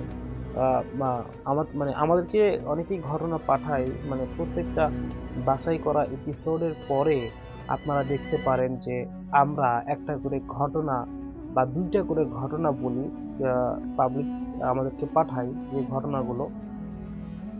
আশা করি এখন যে ঘটনাগুলো পাবলিক দিচ্ছে এগুলো সত্য ঘটনা। কেননা আমি গত ভিডিওতে বলেছিলাম যে ভাইয়া, আপনারা যারা আমাদেরকে ঘটনা পাঠান, প্লিজ একটু আপনাদের সাথে ঘটে যাওয়া যদি কোনো ঘটনা থাকে সেই ঘটনাগুলো আমাদেরকে পাঠাবেন, কেননা আমাদের অডিয়েন্সগুলো এই যে বানোয়াটি গল্পগুলো বুঝতে পারে। অনেকে কমেন্ট করেছিল, একজন কোথা থেকে যেন ঘটনা দিয়েছে, তিনি আমার অডিয়েন্সরা বলছে ভাই এই যে ভাই একটা ভাই ঘটনা দিয়েছে, এই ঘটনাটা মানে আমাদের মনে হলো না যে সত্য। যাই হোক, আমি তাদের তারপরে বলে দিয়েছি ভিডিওর মাধ্যমে যে আপনারা একটু সত্য ঘটনা দেবেন। তো যাই হোক, আগামীকাল ভালো ঘটনা দিয়েছিল, সত্য ঘটনা দিয়েছিল। ইনশাআল্লাহ এখনো তারা সত্য ঘটনায় দিবে।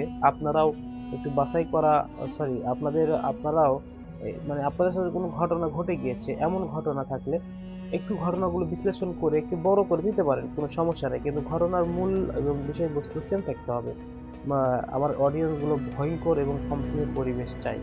প্রতিদিন রাত জেগে জেগে তারা ভয়ঙ্কর ঘটনাগুলো শোনে। এটা আসলে শুধুমাত্র সাধারণ ব্যক্তির কোনো কাজ না, যাদের সাহস দ্বিগুণ এবং ভয় পেতে ভালোবাসে শুধুমাত্র তারাই আমাদের চ্যানেলের সঙ্গে যুক্ত আছেন।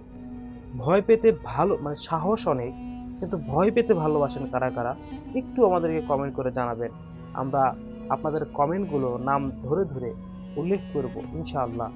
অনেকেই আমাদের এই টপ ভূতি ফিল্ম চ্যানেলের সাথে যুক্ত আছেন, কানেক্টেড আছেন। যারা যারা টপ ভূতি ফিল্মে ঘটনাগুলো শোনেন তাদেরকে আমি দৃষ্টি আকর্ষণ করছি, আপনাদের কাছে যদি সত্যিই কোনো ভয়ঙ্কর ঘটনা থাকে তাহলে আমাদেরকে পাঠিয়ে দিন। আমাদেরকে অনেকেই ঘটনা পাঠাচ্ছে, আশা করি আপনারাও ঘটনা দেবেন। আমি যেভাবে ঘটনাগুলো বাছাই করি, আপনারা তো সবাই জানেন, আমরা এই চ্যানেলের ভিতরে যত ঘটনা শুনি এই সকল ঘটনা বিভিন্ন জায়গা থেকে বাছাই করে যেগুলো স্পেশাল ঘটনা, এই ঘটনাগুলো কিন্তু সিলেক্ট করা হয় এবং 3 থেকে 4টি ইমেইল বা রিয়েল স্টোরি বা বাস্তব ঘটনাগুলো কিন্তু আমরা এই চ্যানেলের ভিতরে তুলে একটি সুন্দর এপিসোড সাজাই। আর এগুলো কিন্তু আপনারা অনেক অনেক বেশি ভালোবাসেন, কেননা বাছাই করা ঘটনা মানেই স্পেশাল ঘটনা। এই ঘটনাগুলো শুনতে বিন্দুমাত্র বিরক্তিকর লাগবে না, কারণ এখানে কথা বলার স্টাইল, ভয় মানে ব্যাকগ্রাউন্ড মিউজিক সহ যেগুলো আপনারা অনেক পছন্দ করেন ভূতি ফিল্ম, এই সকল কিছু ক্লিয়ার থাকে, একদম আমরা ক্লিয়ার করার চেষ্টা করি। তাই আমাদের অনেক সময় যায়, অনেক কষ্ট করে কিন্তু আপনাদের জন্য আমরা এমন কন্টেন্টগুলো উপস্থাপন করার চেষ্টা করি। যাই হোক, আপনারা যদি আমাদেরকে ভালোবাসেন চ্যানেলটিকে সাবস্ক্রাইব করবেন। আপনারা তো জানেন, আপনাদের রিকোয়েস্টেই তো আমি প্রতিদিন রাত 10টায় ঘটনা ছাড়ি। তাই ঘটনা ছাড়ার সাথে সাথে আপনারা একটু আমাদেরকে সাহায্য করবেন বা হেল্প করবেন, যে ঘটনাগুলো ভালো লাগলে সেই ঘটনাগুলো শেয়ার করবেন আপনাদের বন্ধু বান্ধবের সাথে, ঘটনাতে লাইক করবেন, ঘটনাতে কমেন্ট করবেন। আমরা কিন্তু প্রতিনিয়ত আপনাদের কমেন্ট করি এবং সাথে সাথে রিপ্লাই দেওয়ার চেষ্টা করি। এবং আমি ইনশাআল্লাহ আগামীকাল নাম ধরে ধরে সবাইকে বলবো কে কোথা থেকে দেখছেন।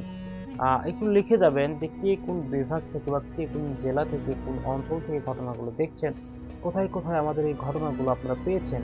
একটু আপনাদের জায়গার নাম উল্লেখ করবেন।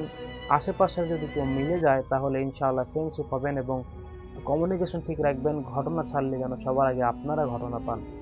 আজকের মতো এখানেই বিদায় নিতে হচ্ছে ভাইয়া। সবাই ভালো থাকবেন, সুস্থ থাকবেন।